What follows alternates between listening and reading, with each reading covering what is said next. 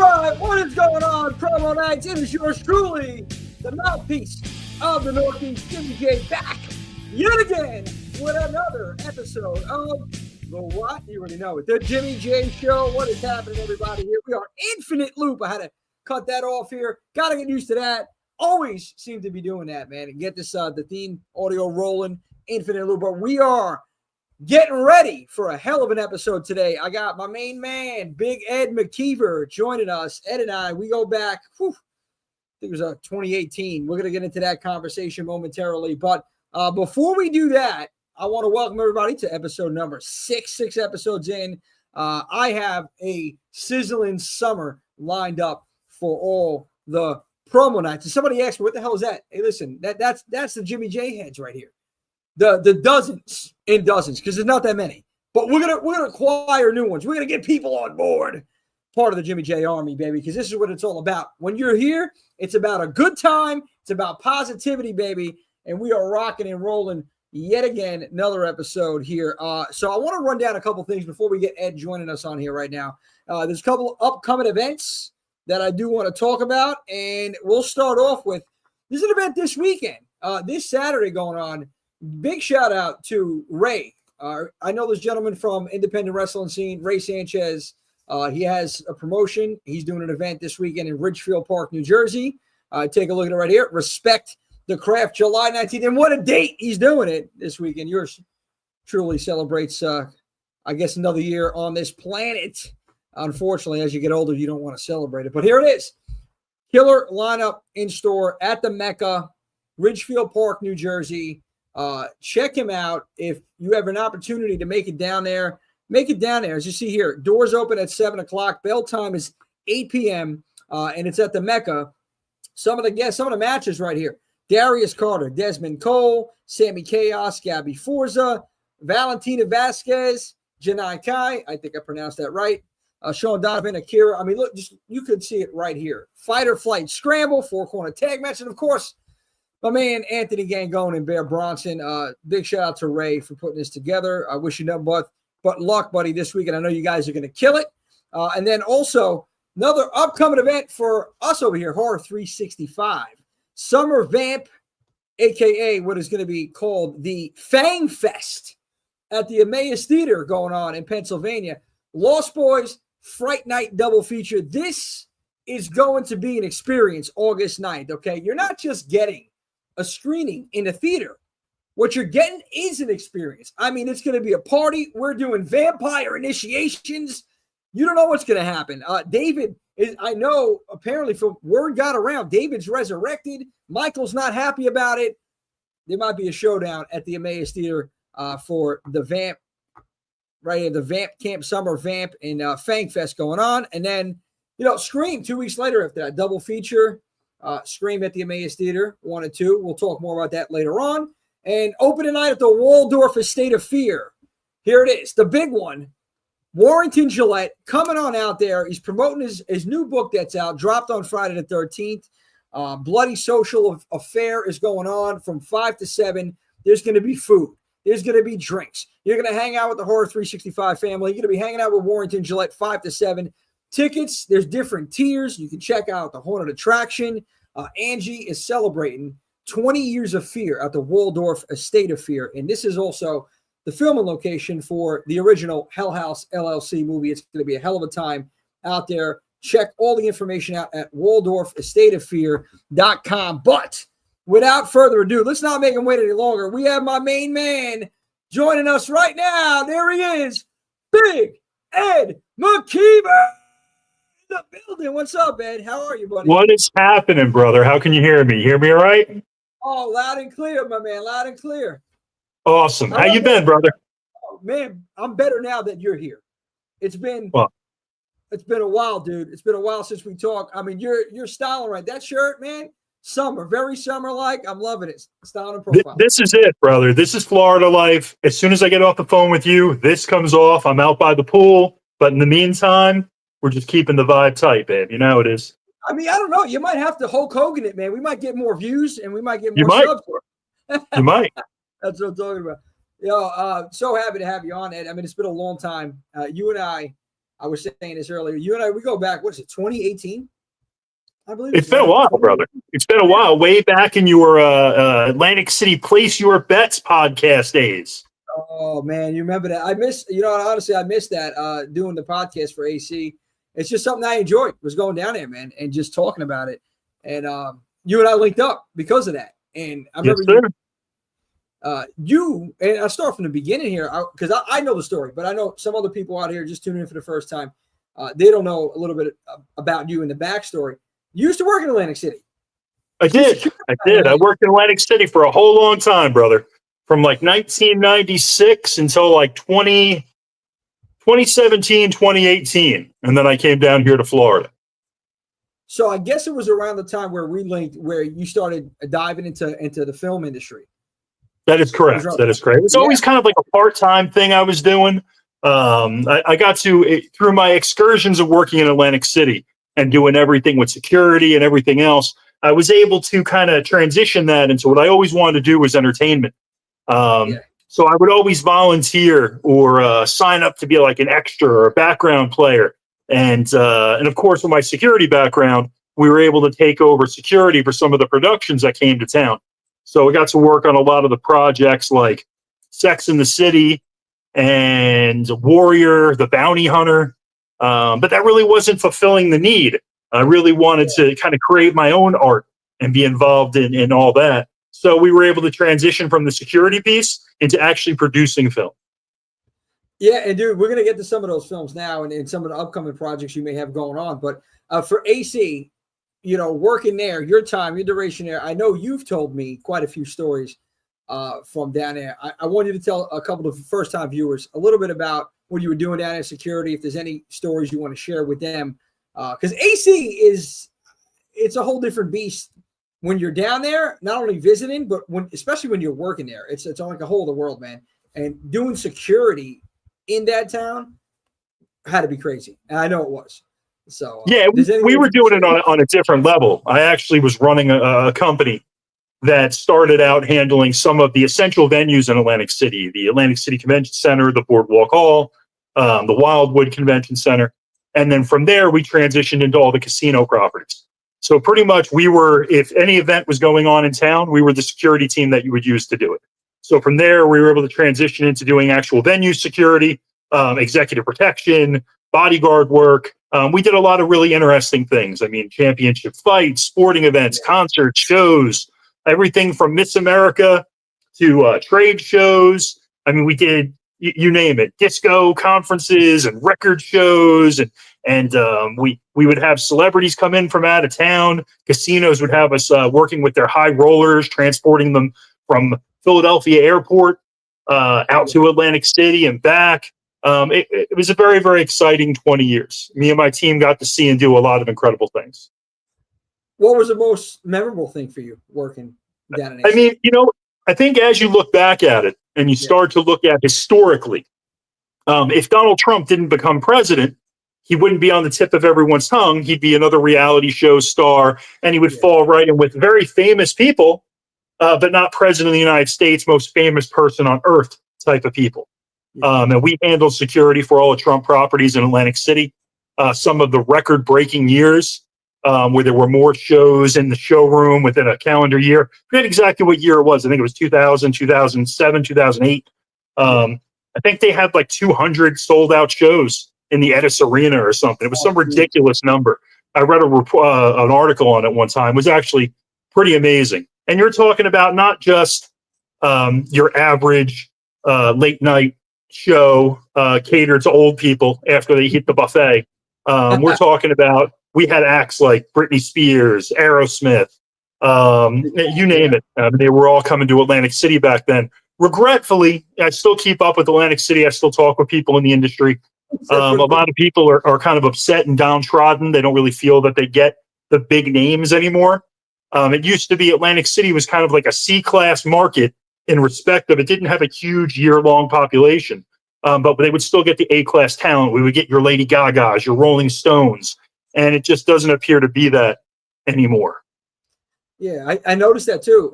You know, a lot of people right now, they're going elsewhere. They're traveling different properties that are not too far. Like, you know, like Mohegan, Foxwoods, I was just talking to the NJ slot guy who was started out doing some work down in Atlantic City as a slot machine player, and he just expanded, man. I mean, his whole team, they're going to Delaware, and it's like I feel like Atlantic City, and I love it still, just because where it's located, and just boardwalk and just the atmosphere, just a nostalgia purpose for me going down it even before I can gamble. But people are starting to migrate elsewhere, so now AC got to kind of reinvent itself, and they're trying to. They have family friendly water parks now, different activities being incorporated down there. And well, I mean, that's a long time coming. I mean, really, they needed to do that for quite a while. I think the infrastructure was always to build more onto the casinos, more entertainment, more things for people to see. And, I don't really want to be critical of it, but it looks like at times misdirected. Atlantic City was always like, let's build a laser light show that will just wind up tearing down a year later. Let's build this huge fountain in the pier, and it's not really responding well to people, so we'll just tear it out and we'll put something else. Atlantic City is trying to go the more family-friendly route, or at least give some of those amenities to offer so that they can get the gambler there. My experience over with Atlantic City always, I loved it because you have to take advantage of the things that are there. You have to take advantage of the fact that there's a beach. Vegas doesn't have a beach. A lot of these places don't have beaches. You got that right there 24/7. You got the boardwalk, probably the most famous boardwalk in the world. I don't think it's rated number 1 anymore. I think sometimes it pops up number 10 on various different ratings. You have the 24-hour nightlife. Like, I'm going to tell you, as a young guy in Atlantic City, there was nothing better than have the friends come in from out of town, knowing that you could gamble all night. Oh, I could tell you, and I don't know if that's the way it is anymore. My buddies would be like, man, I really want a prime rib. And I'd be like, dude, I know 4 places at 3 a.m. that we can get prime ribs. Exactly. It was a different world. A lot of stuff was flowing in the respect of you could get cops for drinks. People wanted you to come to their casinos. You get buffet tickets. They had people busting in from out of town. Going to Atlantic City was an experience. There was always something going on. Yeah, no, absolutely. Always, man. And I think it's changed a lot from when I went there, first started going out there to now. And I haven't been there in a few years now. It's been a couple years at least. But just hearing stories and hearing things that have changed down there. And it's like, well, I don't know what they got to do to kind of bring it up, but I feel like it's a town, and, trying to get access to, have events inside of the casinos. Even it's like, you have to know somebody, man. And you were saying like they had bigger acts back then, and, now bigger acts more regularly. I still see an occasional decent act down there. The way it used to be we could get all the acts.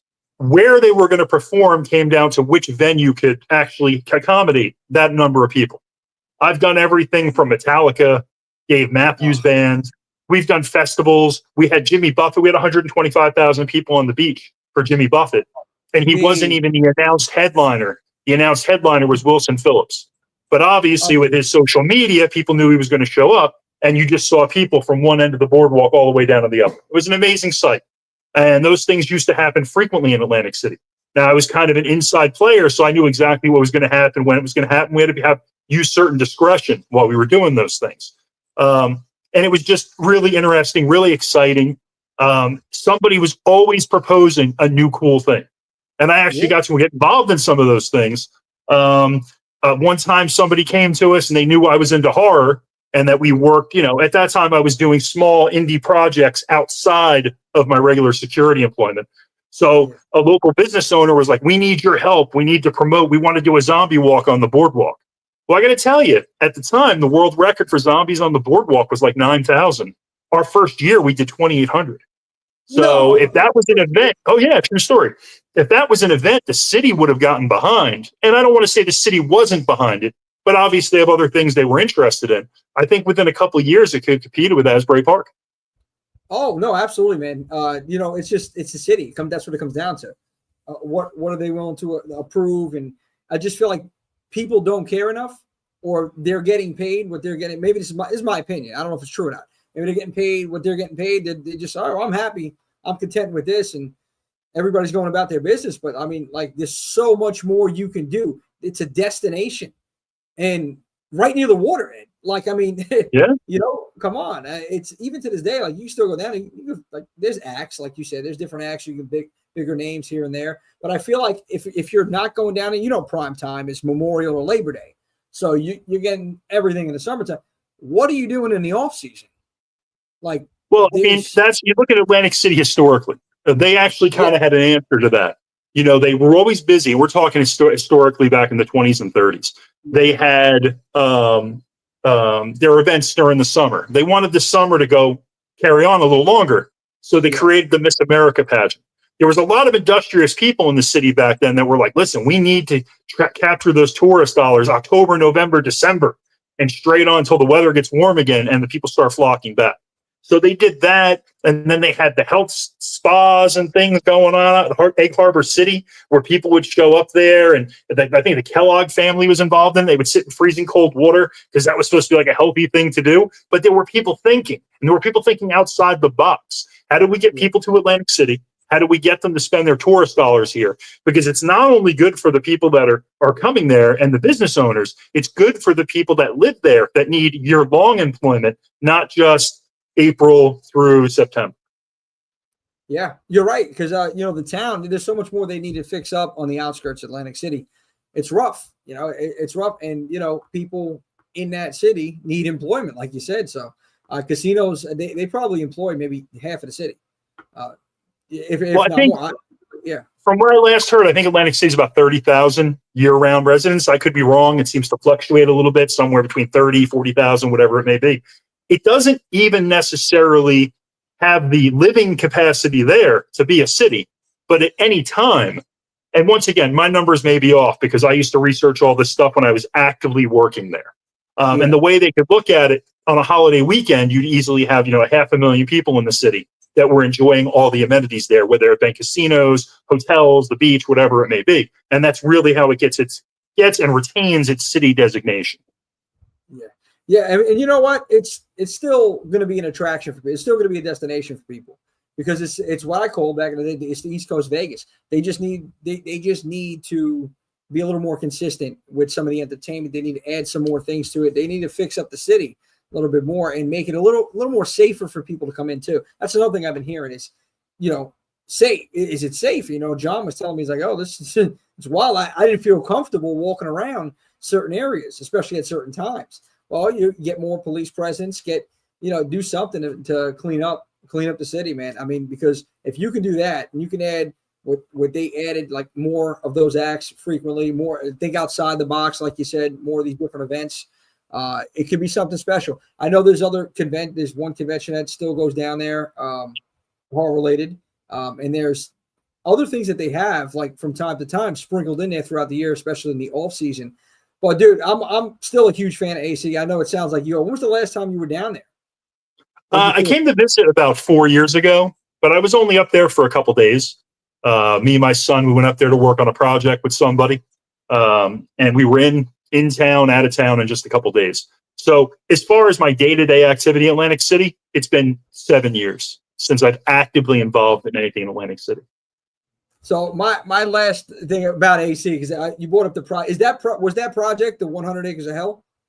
No. This was a friend of mine's project that he was looking for financing for. That I was actually able to help him land that financing. But he needed certain things put in place. He needed a pitch deck. He needed things. He needed to discuss with me how he could actually present it to his investors so that he could get the money to make the project. Well, you're the guy to go to, Ed. I know you. I don't know if I'm the guy to go to, but I've done the dance once or twice, so it's helpful. Like anything else, if you do something a few times, it's better than doing it with somebody that hasn't ever done it at all. Absolutely. Hey, Our Life in Horror, what's going on? Absolutely, Ed. And we're gonna get to the film momentarily, but I know you told me a couple cool stories. For anybody tuning in here, just give us one. You gotta give us one cool story about security. Really, I'm happy to talk about any of the security stuff or any of that stuff because I know people find it interesting. But for me, it's kind of old hat because it's a segment of my life that might have been a 20-year block of my life, but it's 7 years removed now. Really, you could actually sit there and go, what was this person like? What was that person like? Because we had so much interaction with everybody at one time or another that you're really going to find somebody that I don't have some interaction with, mostly because we didn't just handle Atlantic City. I would also, our company was pretty large event security provider. So we would do everything from Philadelphia. We would do some stuff up in New England. We would do stuff in New York. We would go up to the Poconos, do the Pocono races. So you name it, we were involved. And if I wasn't directly involved, I was supplying the staff and the individuals, many from Atlantic City, who would get in vans and drive places. And there's nothing better than taking a guy from Atlantic City that's never even heard of NASCAR and taking him to a NASCAR race. Because it's different cultures, different lifestyles. And some of the stories that they would tell on the way back were great. Everything from run-ins with celebrities and people. And I mean, we had some really awesome things that we did in Atlantic City. Some of the things that happened while I was there was we were going to do a concert with Christina Aguilera and Justin Timberlake when they were like the hottest thing going, the Justified Strip Tour. And our super grid collapses while they're doing the setup. And we just had all these interesting things that occurred while we were there. Hockey would be played there, and then you'd have to rip out the hockey rink, or you'd have to cover it. And obviously, we didn't do this; we were security, but we were there for the changeover purpose. And then it would get turned into a skating event for Disney, and this would all happen within a couple hours. We moving out hockey teams and moving in little kids and their parents to watch Disney events. We had interactions with professional boxers and athletes and celebrities and all the people that came to the shows. So it was just a very, very exciting period of time. I know you're a wrestling fan, so I always had something going on with wrestlers. At the time, they had a division of WWE that was their corporate security. Well, a lot of the guys that come in from out of town, these wrestlers are from all over the world, Canada, United States, Hawaii, wherever they're from. So whenever they're in town and they want to travel to places where they could be putting themselves in jeopardy from a visual standpoint, they want to go to strip clubs or whatever. They always want a local guy that they could trust to go with them. Now, I won't out anybody and tell you which, wrestlers I was hanging out with in strip clubs till 5, 6, 7 in the morning after wrestling matches. But this was not an uncommon occurrence. This was something that happened every time WWE came to town. I had to know that after the event, I was going to be hanging out with a group of, if not 1 or 2 or 3 or 4 or 5 pro wrestlers till 7 o'clock the next morning at who knows where in the greater Atlantic City area. Oh, man. Yeah, that had to be an experience. I don't know, you can't mention any names on that, but that's cool, Ed. I could definitely tell you. I just don't want to out anybody. A lot of these guys, some people, got married, found Jesus, whatever it may be. Yeah. They don't want to talk about the time they were hanging out with Big Ed in Atlantic City in the at Bear Exposure. Yeah, But as far as like celebrities and stuff, man, I can tell you, man, we did it all, man. I got to form some really cool personal relationships through the years. And what does that say? Entertainment, Big Ed, making it rain. All right, cool, man. I'm down with that. So thanks for texting in, guys. I don't even know where that is. Where is that people are texting from? This is YouTube. It looks like most predominantly on YouTube. I get texts. All right, cool. Well, thank you, everybody. Please log in, click in, tell us what's going on. I know, Jimmy, tell me, what's a particular story? I'll tell everything but the Stone Cold story because I don't know that. Technically, I know. Listen, let me tell you something about Jimmy J, guys. Jimmy J is such a good guy. He gets me on his show. He gets me talking. He gets me all wound up. I'm telling everybody about everything. I'm telling Jimmy my life story. I would have told him what my mother's middle name was because Jimmy's such a great interviewer. Jimmy's like, come on, you got to give me something good. And I told him a story that I can't repeat because I don't want to get nailed for some trouble with some things. And Jimmy, like a gentleman, when I got done, I said, Jimmy, I may have overspoke on that. I said, I can't tell you what to do. It's your show. If you want to leave it in there, I mean, it's a true story. I don't fear the fact that it's not true. I just don't want to out anybody with weird activity or anything. So if you wouldn't mind, could you just edit out that little piece? Jimmy is the man because he did that for me. And I got to tell you, Jimmy, that shows a lot of respect and courtesy on your part. So thank you. No, dude, absolutely, man. No, that's just what it is. Like, I'm not going to put you out there and hang out just for what? For a couple likes and people to get the. I know the story, and nobody else is going to know it unless. But I'll tell you another Stone Cold story, and this one I can tell you. All right, so Stone Cold is like the biggest thing. So this is sometime in the late '90s, maybe early 2000s. This is when like literally you would go to a bar and like 6 out of 10 guys would have on some kind of Stone Cold T-shirt. All right. So Stone Cold's at Boardwalk Hall. He's doing his whole thing. and he leaves. And afterwards, when the wrestlers would leave, we would walk them over to our parking area so they could get out of the building. And the reason we would do that is because the employee parking area and our VIP parking area was shared collectively with also where the wrestlers would go in and out of. So we would walk them back. Well, in my personal opinion, I'll be very clear to say in my personal opinion, there was somebody backstage who shouldn't have been. One of the what do you call them? Like trade people brought a kid backstage that just happened to be not backstage, but to the parking area, just happened to be in the path of Stone Cold leaving and to his car. Yeah. So I didn't like the way that that person was wrong, and I spoke with them later about it. But the way that I felt Stone Cold interacted with that child, I felt was inappropriate and rude. So I walked him out to the car.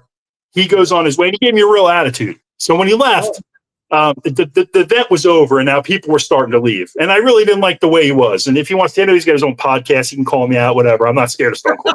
But, Big Ed versus Steve Austin. Here we go. So when he goes out, it was funny. This was also when Degeneration X was like a big thing. And this is probably the most unprofessional thing I ever did. But it was one of those things where when security, you're working from like 5 o'clock in the morning, way past when the event's over, maybe till like 7 or 8 o'clock the next morning. That's not an exaggeration. You got to get people in the venue, out of the venue. You got to get your talent out. There's so much you have to do. So he peels like a bat out of hell out of our garage in a very dangerous manner, I felt. So I walk out of the building. He's there. So I may or may not have just let the whole crowd of young kids that were walking out know that it was Stone Cold's vehicle. I'm like, see that dick right there? Stone Cold Steve Austin, he got stuck in a light. And I'm sure Stone Cold admit this if you ever heard this. Some random long-haired kid comes running up, jumps on Stone Cold was driving a pink Cadillac. I don't know if it was a rental or if it was his, whatever. This kid jumps up on Stone Cold's hood, and he's doing the whole suck it thing on Stone Cold's hood. And I never felt more vindicated than I ever did in my entire life than at that moment. Because, I mean, whatever. If you're a dick, get treated like a dick. That's just the way it is. Yeah, no, Ed, you know what, man? I respect it. That's wild, though, man. Good. I mean, honestly, I would have did the same thing if I would have seen an interaction. It's no matter how you're feeling, though. Like I love Steve Austin, right? A lot of people love Stone Cold, but like you see something like that, it's just like, oh man. That's what I say. Don't meet your idols. Don't meet your heroes, and then you have that interaction. And it's like, oh, geez, it puts a bad taste in your mouth. Now you're walking around all depressed. This guy's a real dick, So, but yeah, he deserves. And like I said.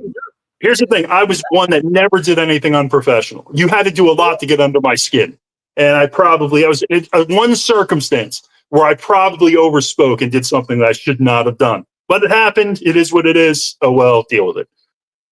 Yeah, I think it was you that told me, if I recall, correct me if I'm wrong, that, you've had many crazy concerts and there was no fights or something like that. And I believe that you said, there was a brawl at a Tony Bennett concert. Is that true? Dude, believe it or not, you would think, and these were people that were old enough to know better. Okay. So here's the thing. When you're in security, it's not your responsibility when you break up a situation to decide who's right, who's wrong. At the end of the day, we're going to document the information.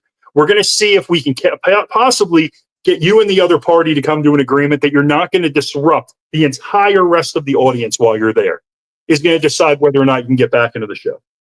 Tony Bennett's playing, singing his heart out. What's the song Tony Bennett does? I don't even know. But anyway, he's there. He's doing his thing, and this husband and wife. I guess something happened where these two couples were sitting near each other, and the wife moved next to the husband, and it's alleged that the woman, I guess, grabbed the other husband's ass or something to get her husband jealous. And next thing you know, two guys old enough to know better, duking it right out front row at the casino. We were on it like flies on shit. We were there. We took the whole crowd out. But Tony Bennett stops the show to watch the fight, and he just looks like,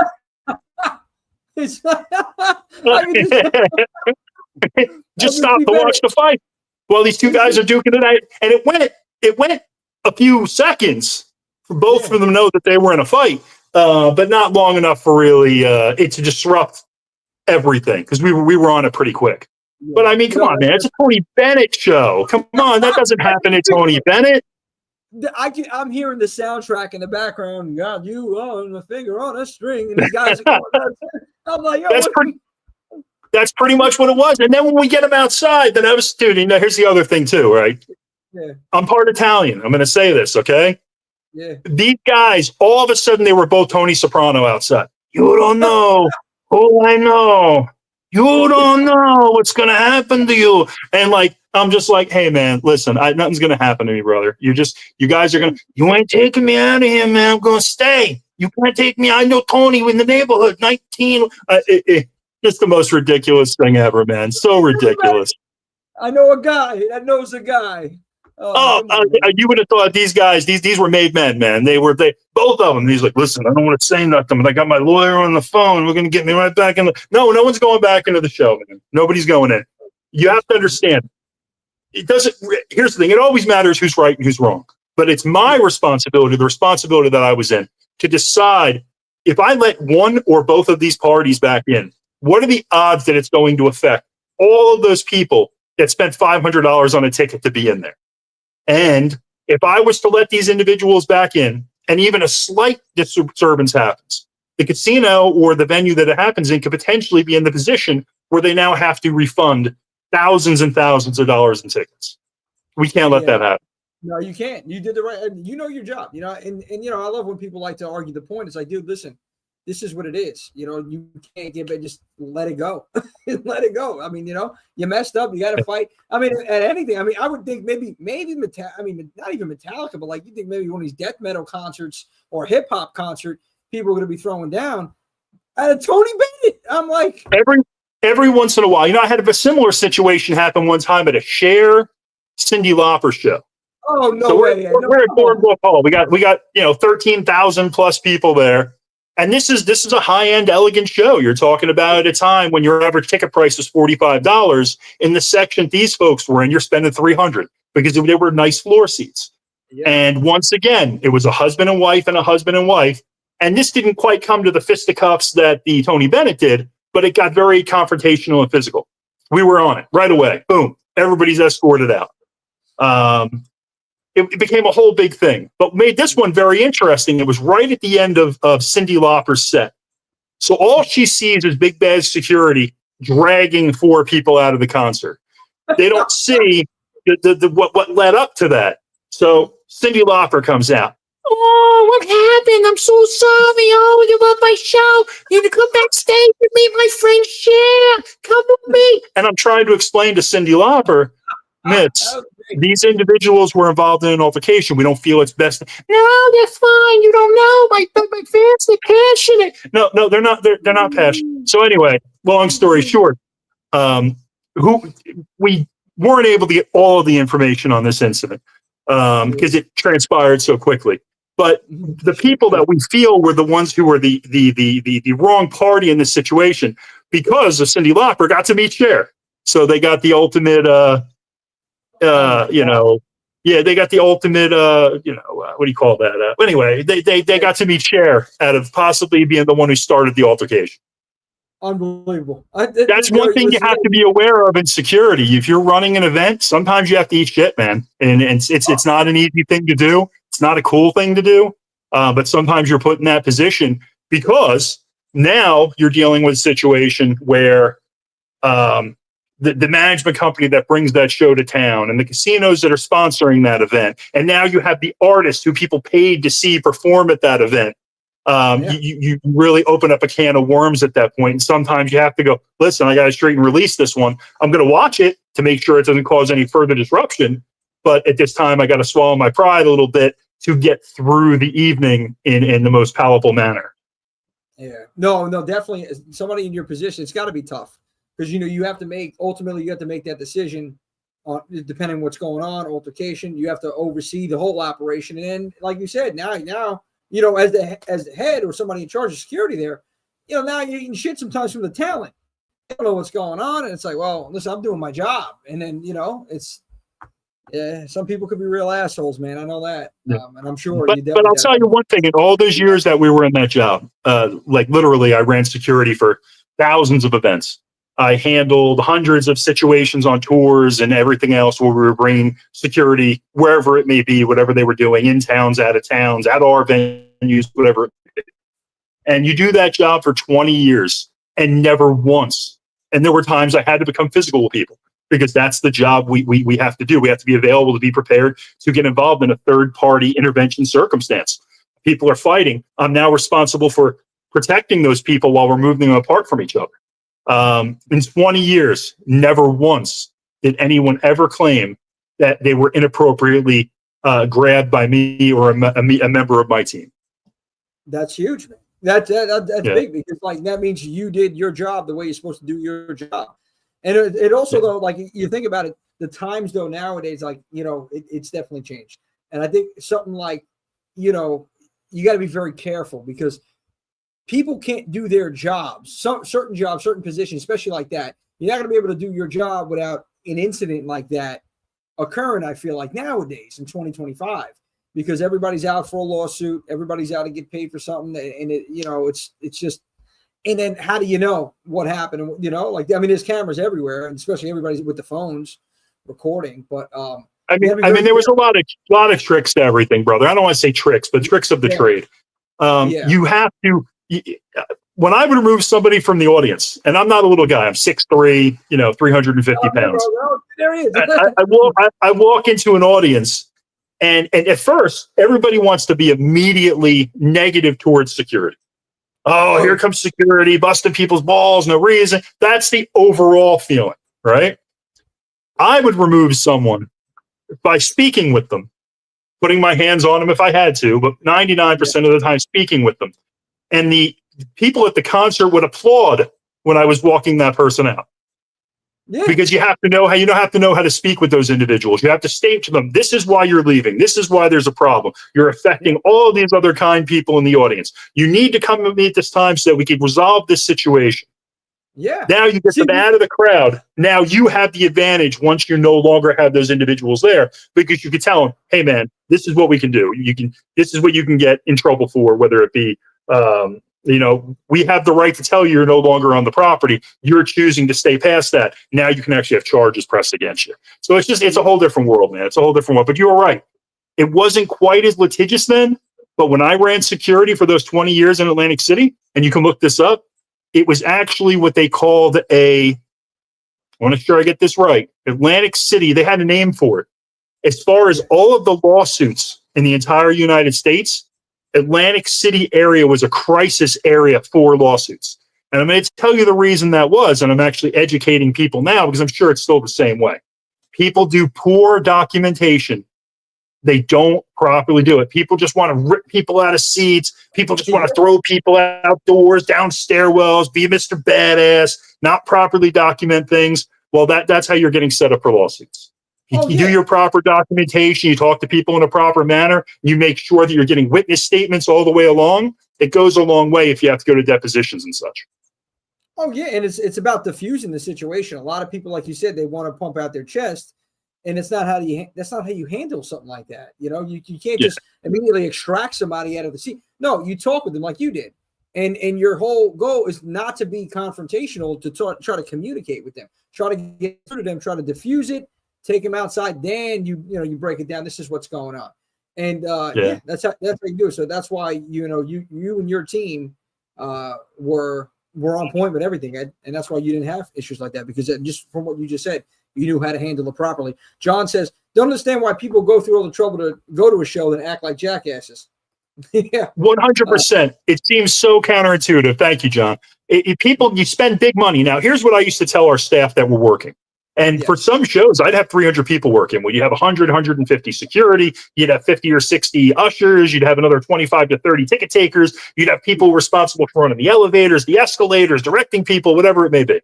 So I would do a briefing before the event. And you would tell people, I wanted people to be aware when they were going into the event, exactly what the mind of the person going to the show was in.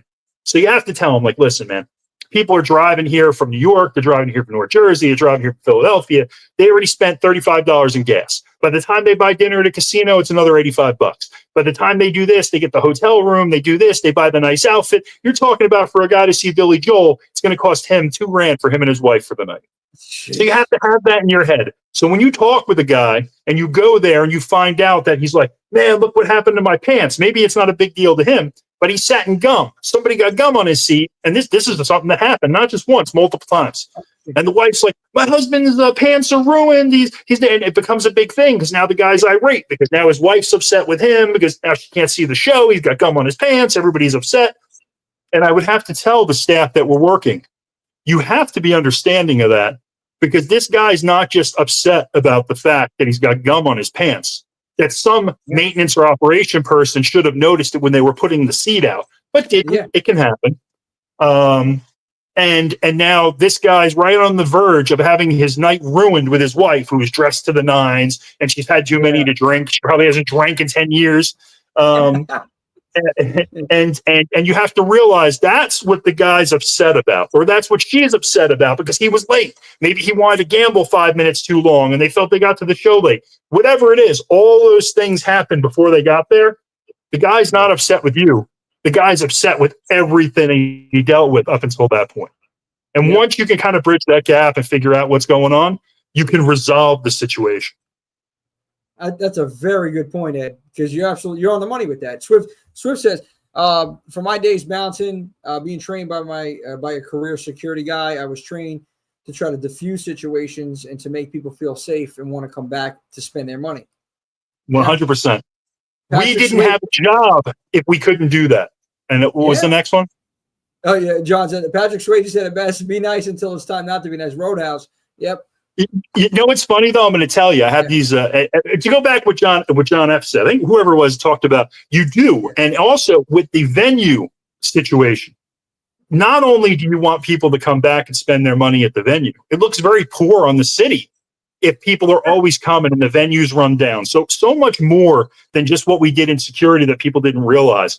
Before people came in, my guys were taught how to go around the venue and look and see if anything was out of place. Are chairs somewhere where someone's going to trip on them? Is a lighting strip on the stairs out where somebody's going to fall down the steps? Is there a cart in the wrong place that's blocking somebody's view? All of these things. And we had a control situation where people would call in and we would call it into the various departments to say, hey, listen, you have a carpentry cart here. Can you please move that out of public view? There's popcorn spilled here. Because all these things go a long way to making the venue look bad and making the experience of the customer come there just not worth going sometimes. So you always had to be at the top of your game. And then the last one was somebody else said something. What did they say, Jimmy? About diffusing the situation. It was Swift. He said, being trained by a career security guy, I was trained to try to diffuse situation. Okay, that's what you were talking about. So they come back. And then there was one other one. Yeah. Was John, that was John saying be Patrick nice Swayze. Yes. Yeah, I want to get on the Patrick Swayze thing. So the Patrick Swayze guys were great. There were guys that actually they loved security. All right. I can drop F-bombs on here, right? Yeah, dude. We're good. Yeah, we're good. Okay. So there were guys that worked for me. They were mercenaries. They would have worked for me. They would have worked for anybody. They loved the event security business so much they would have rolled it up in a ball and fucked it if they could have. Okay, because they just loved the business. And these were your Patrick Swayze types. These were the guys who watched Roadhouse since they were a little kid, and they stood there and they looked big and they looked bad. Those guys were okay because 90% of the time they understood the job. Then you had the guys who were like the bad bouncers in that film. They were there to get women, to kick somebody in the ass when they got the chance, grab a guy in a chokehold. Those guys didn't work with me. When I would find a guy who had those kind of tendencies that was leaning that way, I had to get rid of them because those people are a problem and they exist. And those are the people that work for every security company or every venue, and they pick and choose what shows they want to work because they're like, man, I could kick so much ass at Metallica, or I could mess so many people up at this show. And that just never worked for me.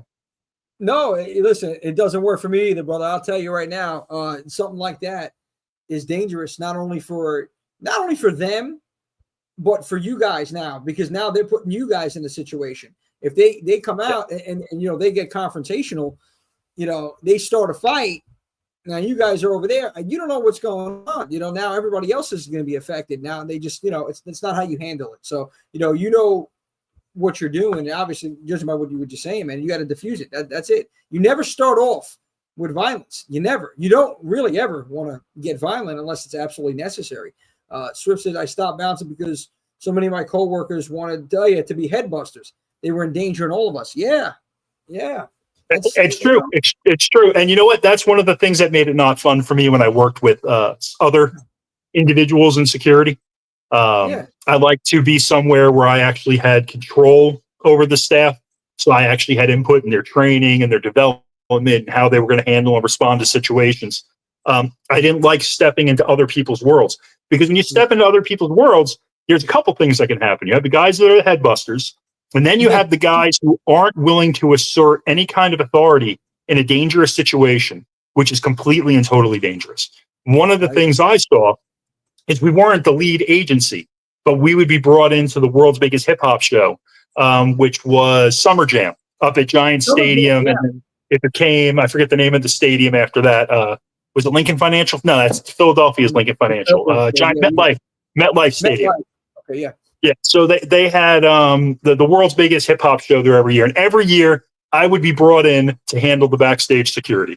And I would work with the guys back there. And obviously you have your entertainers. These are the biggest hip hop entertainers in the world. They want to come with entourages of 30 or 40 people, and you can't. You have 5 or 6 people. You have what your passes dictate.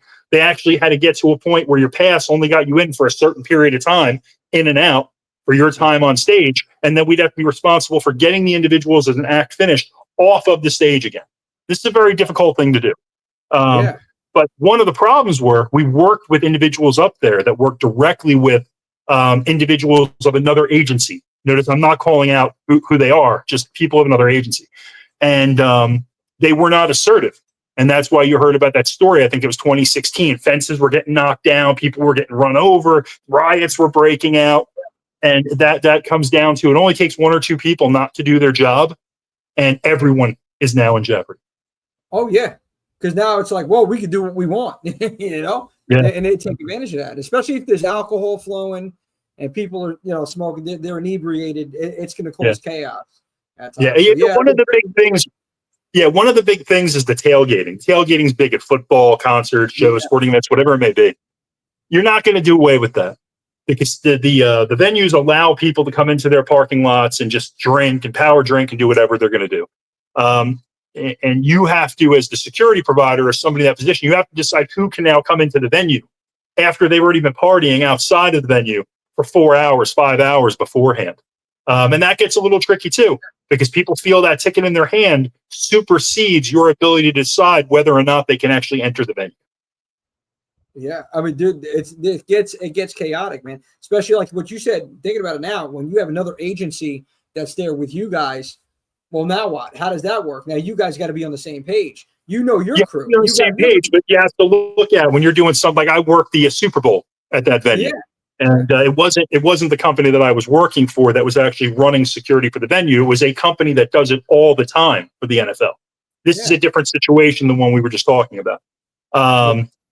And you have to have all these agencies work with each other for a common goal. And the way that's usually done is one team is assigned a responsibility for backstage. One's assigned responsibility for on field.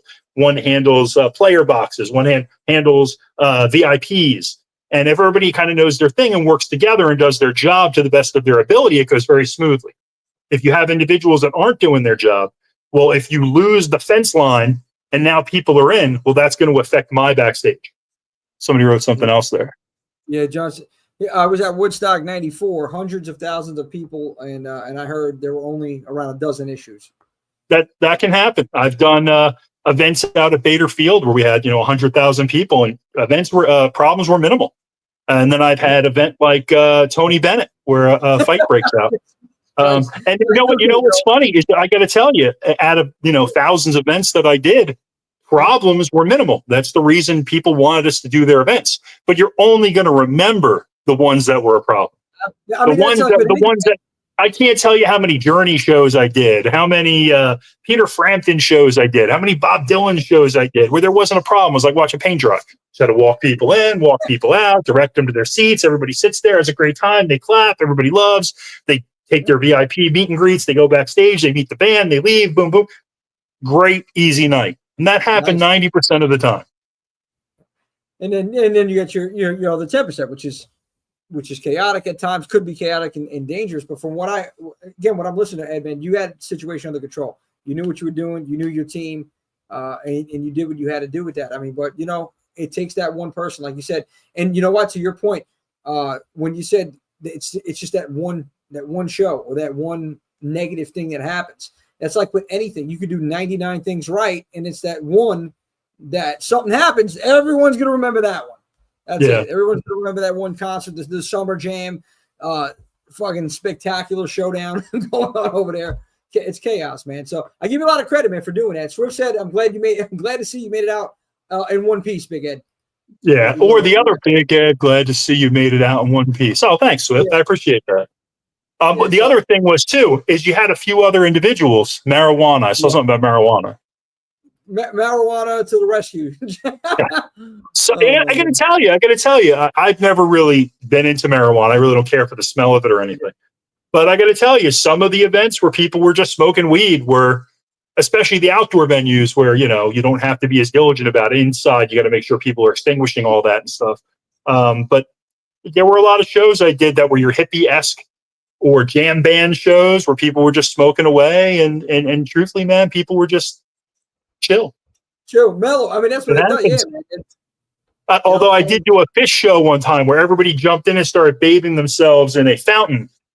And really? There was a fountain at this venue, and it was so filthy when they were done, they had to remove the fountain. Oh my goodness.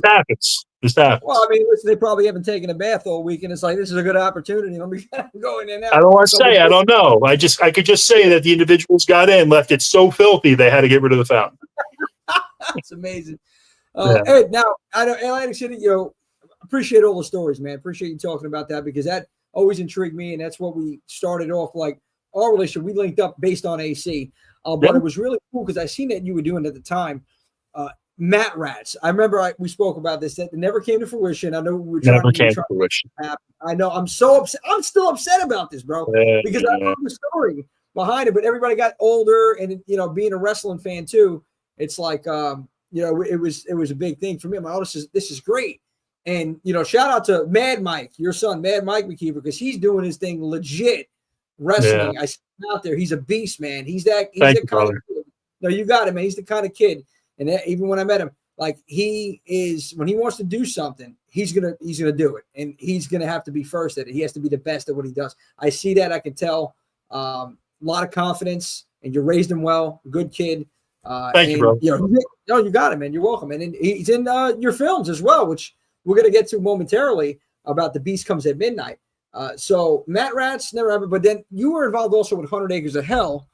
I remember in that film. And, we're talking about this because you connected me with Big Gene Snitsky, and we're still chatting up to this day, man. Gene's amazing. But talk a little bit about Snitsky's the man, brother. Snitsky's awesome. Like I actually met him through acting friends, and we also had many mutual connections through the years because he'd worked at different venues, and we had common friends. One being our friend John, who runs the Wildwood Convention Center, and him and Gene became friends. And then Gene and I became friends. So it was just a very interesting thing. And Gene was an actor before he was a wrestler. He was doing films and such. And Gene, just a great guy. He's so talented. I love when WWE does interviews with him. They did a Where Are They Now segment on Gene. I seen that, It was awesome. It was really, matter of fact, they talk about 100 Acres of Hell in it, which was really cool. We were getting featured on WWE Network. And just a quality human being, a great guy. I can't say enough about Snitsky. What he tells you exactly what he feels, exactly what he thinks. And if he can do something for you, he'll do it for you. If he can't do it for you, he won't do it for you, but he'll let you know that. He's a gentleman. Him and his lovely wife, they're just great people. So I just want to make sure that I say that before whatever it is we go and talk about film-wise. No, listen, dude, absolutely 100%, because Gene, ever since like you connected us, he's been amazing. He's like, everything that you said is on the money with that, how he is as a person, and him and his wife, amazing people, man. And I want to eventually one day, I want to get all of us together to do even just to hang out, definitely just to hang out. This is a hell of a time, all of us hanging out, but maybe have some sort of an event with everybody here as well down the line. So I got that in my mind, but yeah, as far as 100 Acres of Hell, he's very proud of this film, Gene, because he's a huge horror fan, and Friday the 13th fan. And I didn't even know that. And I didn't even know, to your point, that he was actually an actor before wrestling. That's huge. Thank you for sharing. Oh yeah, no, he did a couple of films. There was stuff we were able to watch. On top of being a great actor, he's a tremendous athlete, and he has a physical presence about him that you can't just duplicate. We'll go back to Patrick Swayze. Patrick Swayze was the women loved him. Good looking guy. He was in good shape. He had the moves, but he's not 6'6", 300 pounds. Like Gene is, on top of all of these abilities that he has the physical presence that is just really, it's amazing. Actually, when I seen him for the first time walking, when we had the Halloween party during the pandemic at the Showboat, that's when we were going to have, you remember that? We were going to have the 100 Acres Hell. Yeah. A little something go. I'm going to shout this out right now. I'm not going to call out the guy on it, but I was a little fucked up that somebody had told me I couldn't have certain cast members there because then he told them they couldn't do his show. And it's just insecurity issues by certain promoters, but that's on them. That's their issue. As far as I'm concerned, I completely understood it from everybody else's position as well. But Gene says, I'm doing the show. Like, why? How are you going to, and basically he still came out. Gene showed up. Alpha showed up, by the way, for that. And I remember seeing him walk down the hall. Holy shit, dude. When I seen Gene, I'm like, this guy's a fucking redwood. He's gigantic. And then when you shake his hand, it's like, dude, his grip strength. He just pulled you at you, You're like slammed into him while you're meeting him. Really strong guy. And while you're talking about those other individuals too, Alpha Jr. and everybody, they helped out with 100 Acres of Hell as well. Alpha Jr., Sam Anawahi, Lance Anawahi. I mean, they did a solid by us, man. They did our little independent film, and they killed it. They collectively played our bad guy, Jeb Tucker. And you can't have anything cooler than when you have somebody with the physicality of Gene Snitsky and Samu Anawahi or Alpha Anawahi Jr., whoever's playing the character at the time, fighting. I mean, we have a whole full WWE style brawl at the end of that film. A matter of fact, a couple of years ago, they did like a graveyard brawl at some event. Yeah, it was like my phone blew up, and my son just happened to be watching. He's a big wrestling fan. Yeah. And my phone starts blowing up, and people are like, so, dude, they look like they're trying to do 100 Acres of Hell. And I'm like, nah, I don't think that's the case. And then another message would come. It looks like the fist fight. It looks like the fight scene from 100 Acres of Hell. And I'm like, nah, I don't think so at all. But that's what people were saying. Yes, a shout out to the Anawahi family. Great people. I'd also, is that Michael Lortz? Oh, I'm glad to see you there. That's a writer friend of mine from down here in Florida. Thank you, Michael. Thank you for tuning in tonight. The Anawahis are great people. Matter of fact, Michael and I and some other friends of mine, Todd and JD and a couple of the guys, we recently had lunch with Lloyd Anawahi, who's Sam and Alpha's brother. He lives down here in the Tampa area. So we all got together one afternoon, had a nice little beach bar thing. And Lloyd was there with his son, Keanu. We got to hang out, and it was a good time. So I'm glad the guys made it out to that. But thanks for listening, Michael. I appreciate it. Thank you, Mike, for jumping on it. Yeah, the Samoan, the dynasty, man, it's real. And it's such a just stand-up guy. I didn't have many interaction. That was the only interaction actually I had with Alpha Jr., but so respectful and humble. Him, Gene, at that show, it was just such a great time. And to think about it during the pandemic too, when there's really nothing going on, and then people still showed up, and we still had a blast. And it was amazing. It was all thanks to you, Ed. And I got to thank you for that, because you seriously. You're such a good dude, and like I always, and I'm loyal, and you know this. The few people that I've started out with, started getting into this, I'm always going to support you guys. Anything that happens that you got going on, I'm going to be there supporting. If I end up making, I got to tell you, when Beast Comes at Midnight played, we had our premiere at that drive-in theater out in Dixon City, PA. It was the first time we ever met in the flesh, you and I, and I look. I'm like, it's Jimmy J. He came to my movie premiere. So, I definitely appreciate that, brother. I got to tell you, I feel the same way. I was watching an interview the other day with Chuck Zito from the Hells Angels, and he and he's an actor. He was on Oz. He was on Sons of Anarchy. And I like watching his interviews. And I actually knew him a little bit because I was friendly with Arturo Gatti. Arturo Gatti, the boxer, would fight in Atlantic City. He was on our Wall of Fame. He had like 17 sold out events there throughout my career. And so I used to know Chuck a little bit from doing that. And so whenever he has an interview on YouTube or something, I'll watch it. And,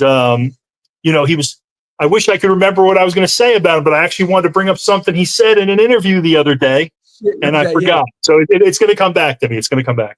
And no, it'll resurface. This is what happens. Like I get the same way. It's like it's there. It fizzles down, and then it comes back. That's what it was. No, it's all days, bro. I'm 50 years old now, bro. Like who would think that there'd be a half century of Big Ed?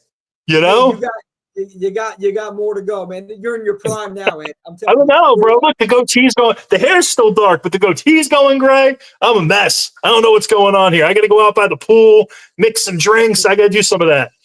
You don't even need it, bro. You look like come on, 25 for life. That's it. It's all here. It's all here, Ed. I'm telling you. There you go. There you go. And like speaking of which, now fast forward, 100 Acres Beast comes at midnight.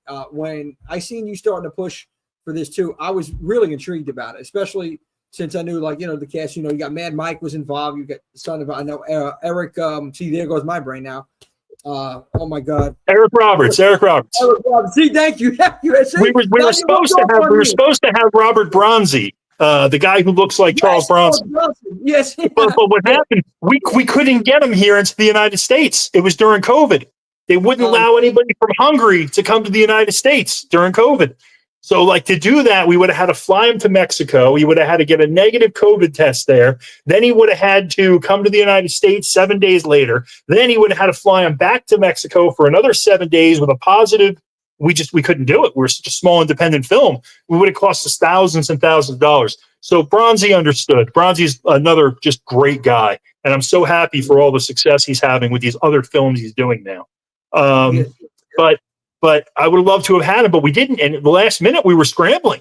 My partner, Todd, and I, we were like, bro, what are we going to do? We can't get Bronzy here. Really, we pulled out all the stops. We had a sitting U.S. congressman on our behalf. And I'm sorry, I can't remember his name. He's here from Florida. And he was making the calls to get Bronzy here to make our werewolf movie. And so we had to go, bro, what do we do? And I said, well, I met Eric Roberts once at an event in Atlantic City. A friend of mine had an event. He was one of the guests. So we reached out to Eric Roberts. And Eric Roberts, he just happened to be finishing a movie that morning and was like, all right, I'll fly. And this is just a couple days out. And he flew down to Tampa. And that's how we got Eric Roberts in the film. Oh, it was great, man. And a little cameo by Gene in it. I want to talk about this film in a second, but I want to show people right now. I did upload the trailer. It's awesome. Yeah, dude, I want to show everybody real quick. Thank you, brother. It's on Tubi, everybody. Go to Tubi. That's what happens. Go to Tubi. You watch it on Tubi, and that's how independent filmmakers like us can actually earn our money back for our investors. So please go to Tubi. Tell everyone go to Tubi. Thanks, brother. It's free. No, you got it, brother. I'm going to play it right now so people can see it real quick. All right, cool.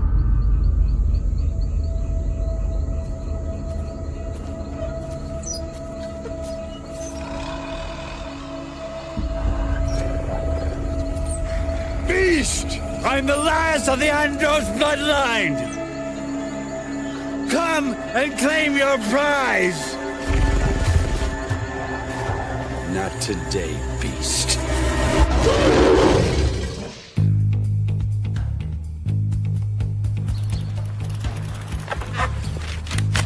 That kid's a weirdo.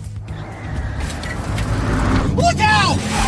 What are you doing on the road, Death Note? You trying to get hit? Part of some weird ritual, huh, Dr. Strange? So, you're the Crimson Kid. I'm Mary. Yeah, I know. Here. I didn't realize there was so much history in Gibtown. Have you ever crossed the tracks into Gibtown? No, but I've heard there's a bunch of cool stuff over there.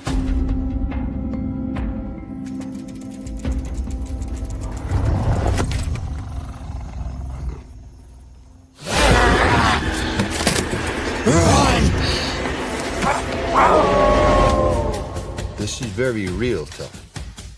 The Wolf Boy? I need some information. Chasing the stars? A werewolf. That's what your new story is on? The attacks are moving from outside of Fishhawk and into Gibtown. He's becoming stronger. What?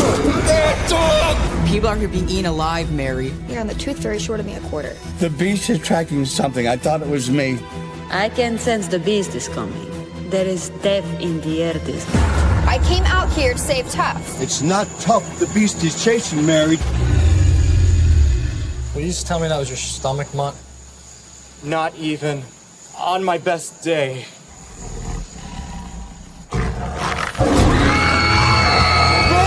I know you guys think I'm strange, and maybe I am, but maybe it takes someone strange to fight something strange. I'm with you.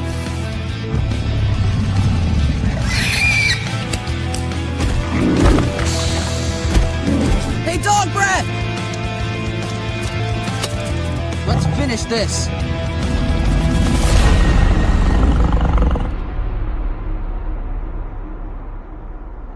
Do you think dogs think that we're pets?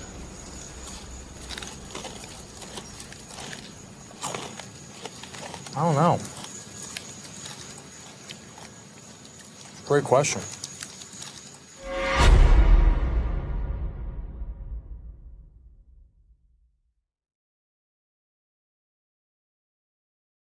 Love it, Ed. I Thanks, love it, brother. man. I gotta tell you, man. Go to Tubi, everybody. Go to Tubi. Swift says, yeah. Thank Listen. you, Swift 718. Thank you. Thank you. Please tell all your friends. When people watch it, it moves up in the algorithm.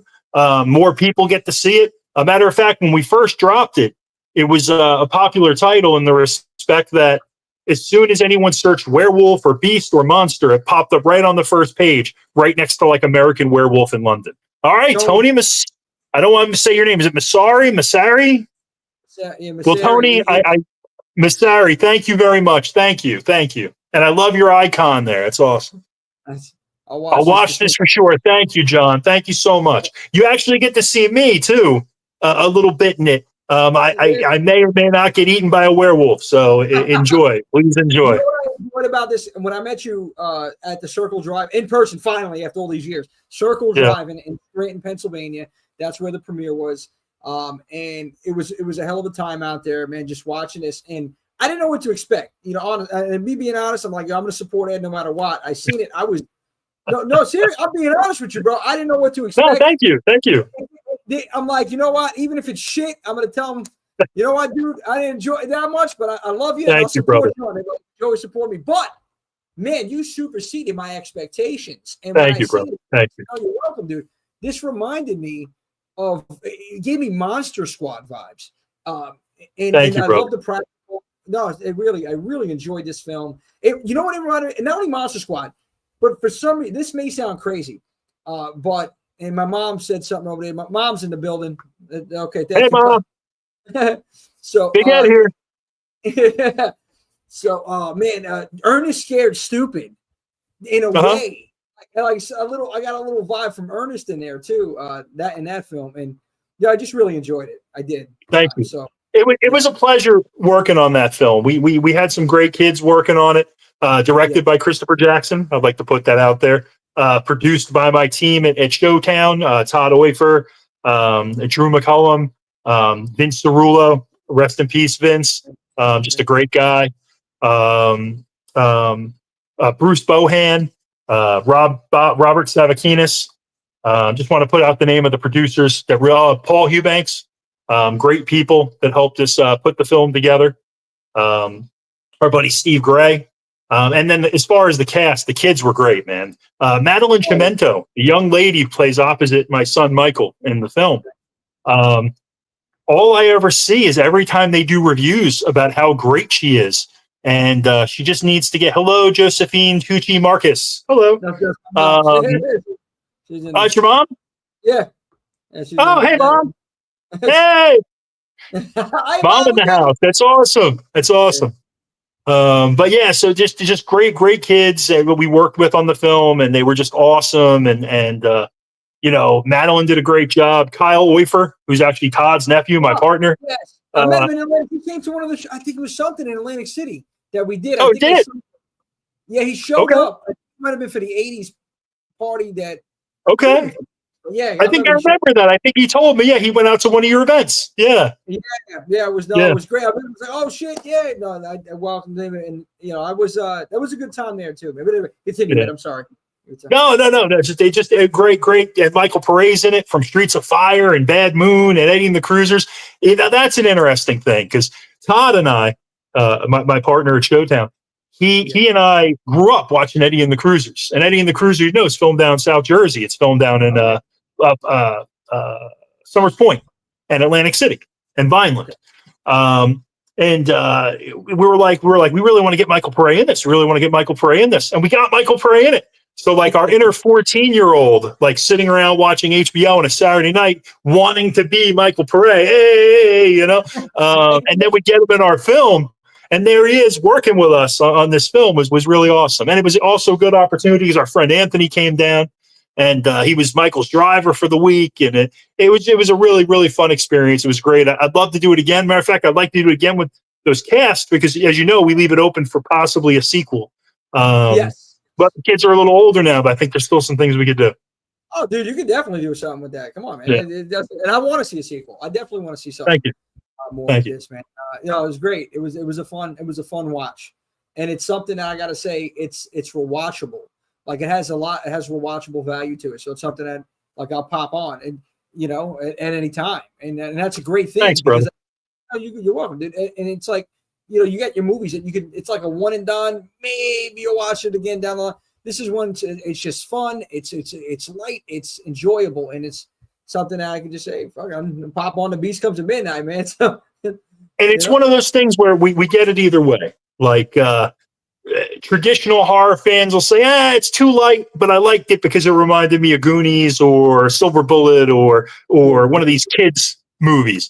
And then there were other people who really loved those kids movie, really gravitated towards it. And they're like, oh man, I felt like I was watching Monster Squad for the first time. And either way, I love hearing all of that. So anybody that watches the movie, please go to IMDb, Rotten Tomatoes, your Facebook page, whatever, hit us up and leave us a message. We'd love to share the positive experiences of people from the film. So thank you. Absolutely. And Tony, you're right here, Tony. Ed, here at Horror 365, Jimmy J, he's a big supporter of what we have going on at Horror 365. Excellent. Thank you, Tony. It's your family. We stick together. Teamwork makes the dream work. You already know, Tony. Yes, sir. I appreciate that. And this, again, being a lot of fun. I know you guys probably had a ton of fun on set filming this. And it was most of it was down in Florida, right? The whole movie was filmed in Florida. Yeah, matter of fact, a couple cool things about the film. We filmed in this little town called we filmed in several towns. I'm sorry? Was it Old Town? Did you film in Old Town? No. We did not film in Old Town. We were going to film because originally the end of the film was going to take place at an amusement attraction. And for budgetary reasons, we chose not to do that. We kept it a little closer, went up doing it at the museum. We filmed that. Yeah, definitely, Michael. Yes. The name of the town, Michael, is Gibtown. I don't know why that totally went out of my head. But Gibsonton is the town where all of the carnival people live during the winter. They would go out all around the country doing carnival stuff, sideshows, selling cotton candy, running rides, whatever they do. They go out during the summer. So during the winter, they would come to this little area outside of Tampa on the Alafire River, and they set up a town. And to this day, it's where everyone lives. Matter of fact, since then, I've joined the association. I'm a part of the International Independent Showmen's Association. So we actually hang out with all these individuals, and they have a museum there. When I first moved here, I love sideshows. So we wanted to go to the museum, which is now called Carnival World. And we went there, and actually my son and I saw a banner that said the Wolf Boy, the Devil Boy, the something else. And we were like, what's the Wolf Boy up to today? And that's actually what gave us the idea of The Beast Comes at Midnight. Oh, that's amazing. Yeah. So it's a place you can visit. So yeah, you got to they got to try. I got to get down there. I mean, I'm not a huge fan because of the weather, but I will. And I've told you this, Ed, I will come down to Florida and we'll go to the hangout. You know what I'm talking about? And then we'll wake up and we'll just, we'll have fun down there, man. What we do is we hit Lloyd up first, right? Lloyd Anawahi. Yeah, we hit Lloyd up because I was talking with him. I said, Lloyd, we got to go to the hangout on a Monday night. And for everyone who doesn't know, the hangout is Hulk Hogan's place in Clearwater. And on Monday nights, he hosts karaoke there. Although there is some stuff going on right now about whether or not he's healthy or not to do so. I hope he is. I've always been a Hogan fan.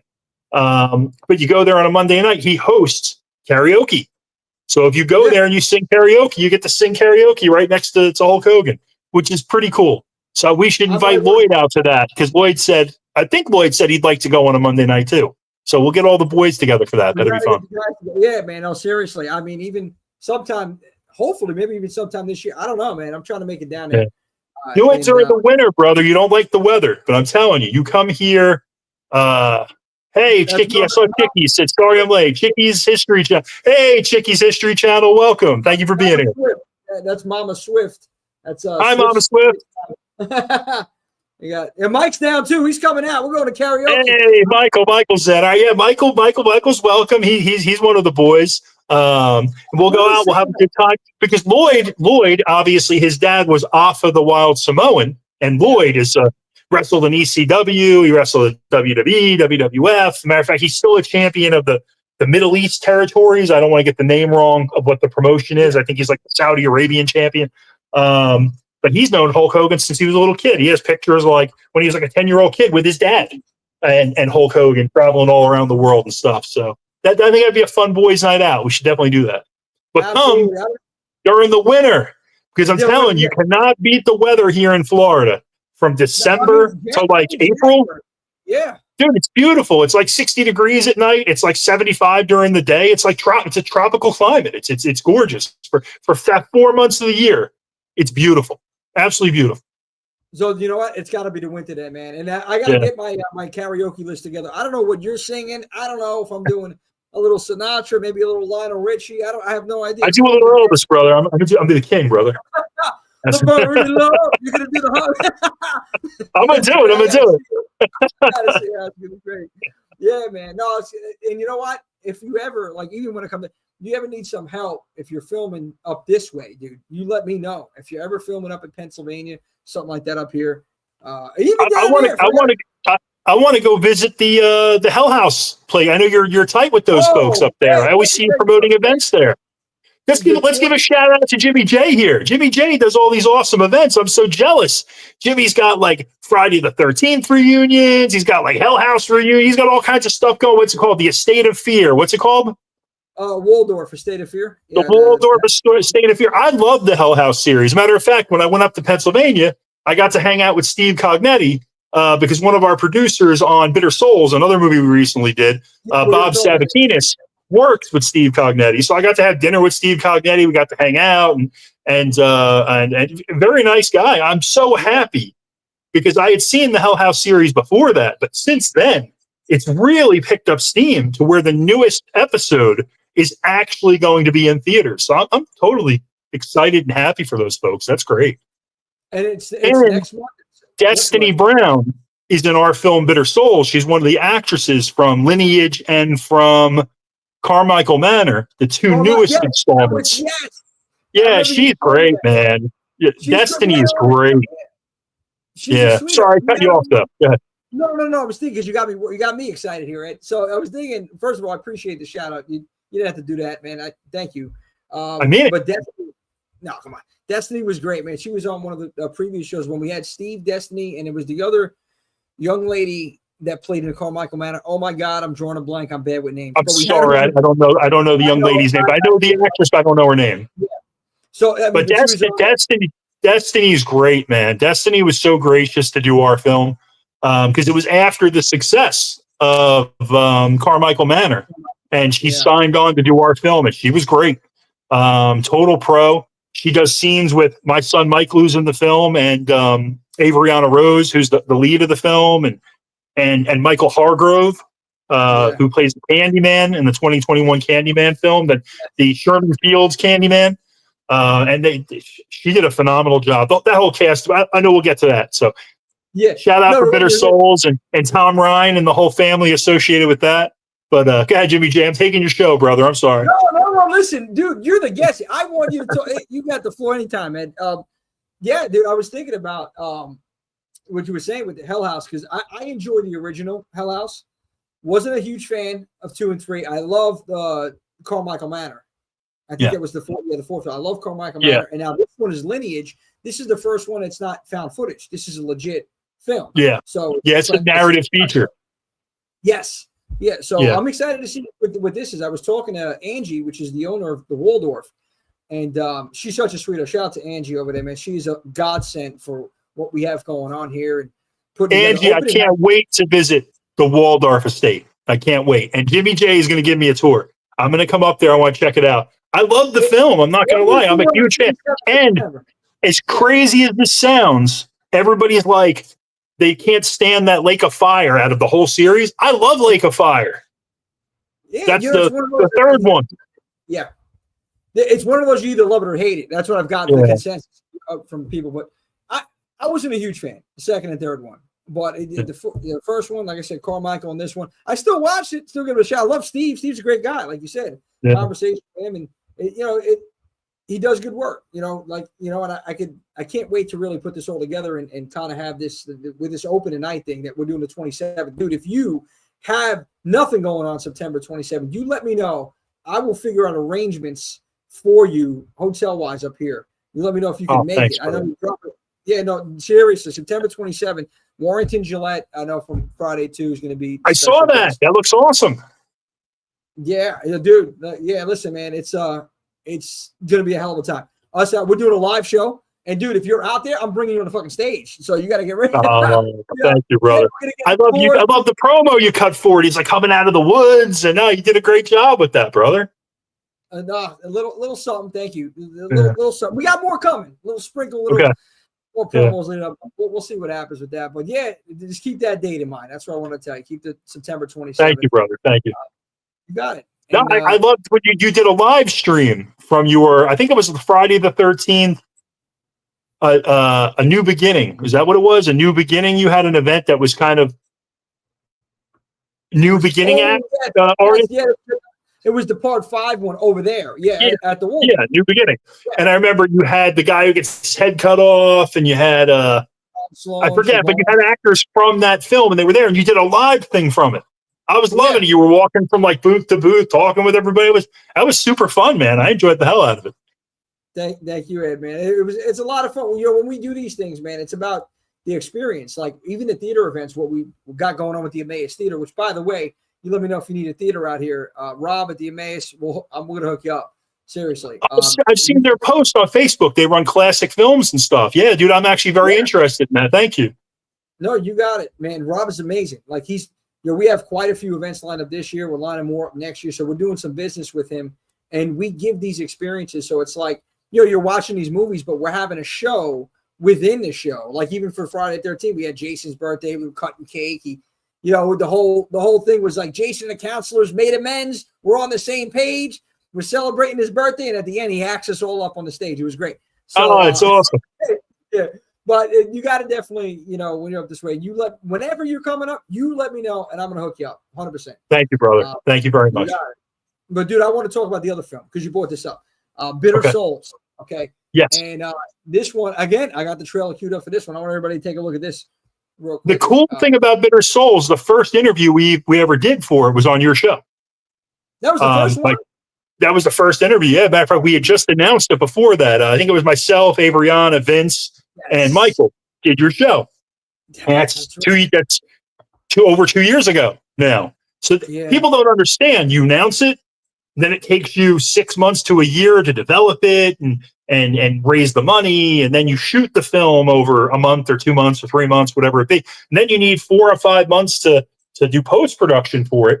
So people, what I'm very upset about in the world of fandom is people will see, oh, they just said they're making this movie. When can we watch it? Oh, this is fake. It's not real. You're full of shit. Oh, you're never making this movie. And you're like, well, we just announced that we're making it. It's going to be a 2-year window before you see it. And that's not just us. That's all films. Like there's people freaking out. They're like, why do they keep promoting Scream? It's not even going to be out till February. It's fake. It'll never be out. They don't understand the time it takes for production. Yeah. It'll be done in 2 weeks. No, you got to give it time. Like you just said, it's a process. And but if you don't properly promote it, also no one will watch it because everybody's going to be like, I've never heard of it. I'm not going to go see it. it's all about promotion, and you got to get the word out there. And you know, I think that's the hardest part of anything. Like filming it, like, you know, you have your idea, you know what you're doing, you get that organized, you get your cast, you get your crew. But yeah, that's the fun part. I feel like, you know, it's the promotion that doesn't stop after, before, during. It's constant because you have to get it out there. You have to get the word out there. And even now, like, no matter if it's 2 year, 3 year, hey, go watch Beast Comes at Midnight, Bitter Souls. Like, you just got to keep it going, man. And that's why you need, you know, like you said, the views. You need the views. You need to help it on the algorithm. You need reviews. You need everybody to, you know, whatever it is, honest opinions, put it up there, give it a shot, watch it. You know, I mean, I tell everybody, even people give me their opinions of certain films. I'm like, I got to see it. Like, I may believe you, but I always need to be that person. I always need to see it for myself. So I urge everybody, don't take our word for it. Just watch the films. Like, watch The Beast Comes at Midnight and watch, you know, The Bitter Souls, which we're going to show you in a second. But Tony said, watch The Beast Comes at Midnight and see the quality of a film that these independent filmmakers can put together, and then say, okay, I want to watch more work from these individuals. I think we missed something. Somebody wrote something. Tony said, oh, he's doing a Hogan. What you going to do, brother, when you come down to Hogan's Hangout and party with not only the Hoaxer brother, but Big Ed, Jimmy J, and you hop on a Harley and strap yourself on a pair of ape hangers down in Florida. You say your training, your prayers, you take your vitamins, and not only that, but you watch The Beast Comes at Midnight, brother. Oh, I love it. Thank you so much. That is so awesome. Thank you. It reminds me of that kid. Who's that little kid? Ro Nose. He always does let me tell you something. That big stinky giant up there. That kid knows it all, dude. I'm like, wow. Yeah. I don't even remember it, man. But I always see that. I see videos that kid will show up at like the Hogan's Hangout and film those things. That's funny. But thank you so much for cutting the promo for us. We appreciate that. That was great, Tony. Thank you. So I want to show real quick, Bitter Souls. Take a look at this trailer, guys, for this one right here. You can find this also on Amazon Prime and Plex. Check this out, though.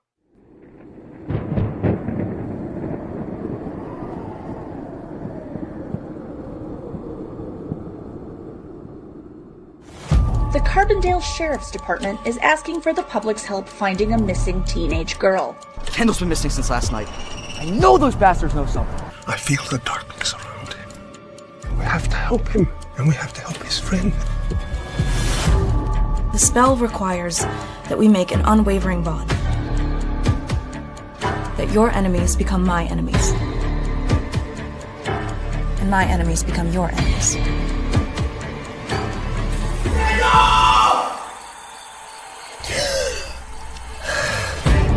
Never fought a foe like this before. The master of black magic voodoo. This is as close to hell as you'll ever want to go.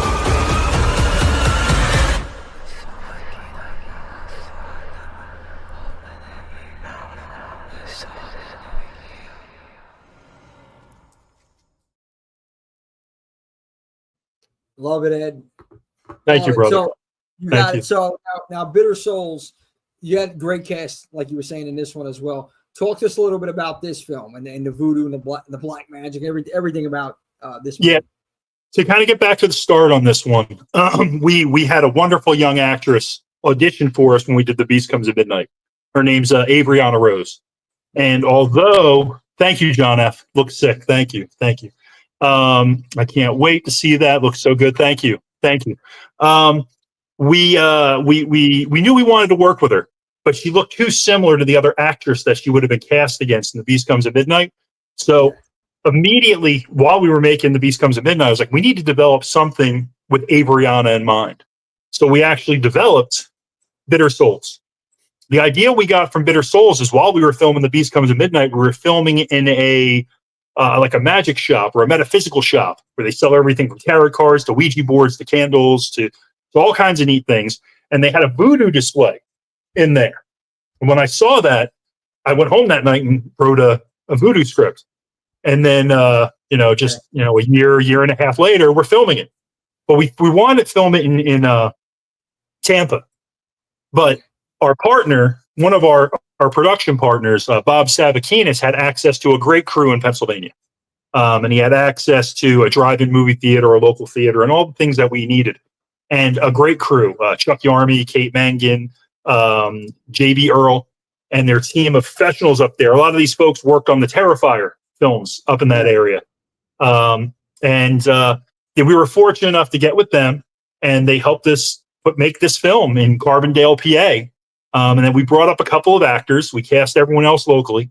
Obviously, my son, who matriculates into all our films in some way. Avriana Rose. We cast Destiny Brown from the Hell House series. A couple of great young actors, Tristan and Anthony and Nathaniel, and just Nicholas, some great kids. And we got the Candyman from Candyman 2021. Yeah. Michael Hargrove did a great job. We brought on veteran film director Tom Ryan from Theater of Terror, and another producer, Paul Eubanks, and the Adkersons, and everybody did a great job bringing everything together. And last hot summer in Pennsylvania, because it was really hot at night, we were filming there in Carbondale, we made Bitter Souls. So now to kind of give you the idea of what Bitter Souls is about, there's this town, and in this town, there's this guy named Emmanuel. And Emmanuel is like the hubbub when it comes to anything magical going on in town. If you want to do voodoo, you want to do tarot card, you want to do spirit reading, you answer to Emmanuel.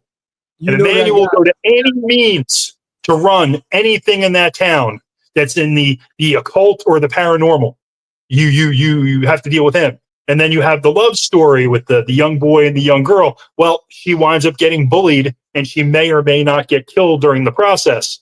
So black magic is used to bring her back. And then it just all goes downhill from there. Because when she comes back, think Jennifer's body, think Carrie, think all that stuff. When she comes back, she's kicking ass and she's taking names. It's a badass movie. You got to watch it. It's not doing justice what we're saying. Thank you, brother. Whatever we're saying, you definitely just got to give it a shot. And I really back to back. Beast Comes at Midnight, Bitter Souls. I'm like banger, and this is independent filmmaking. Thank you, brother.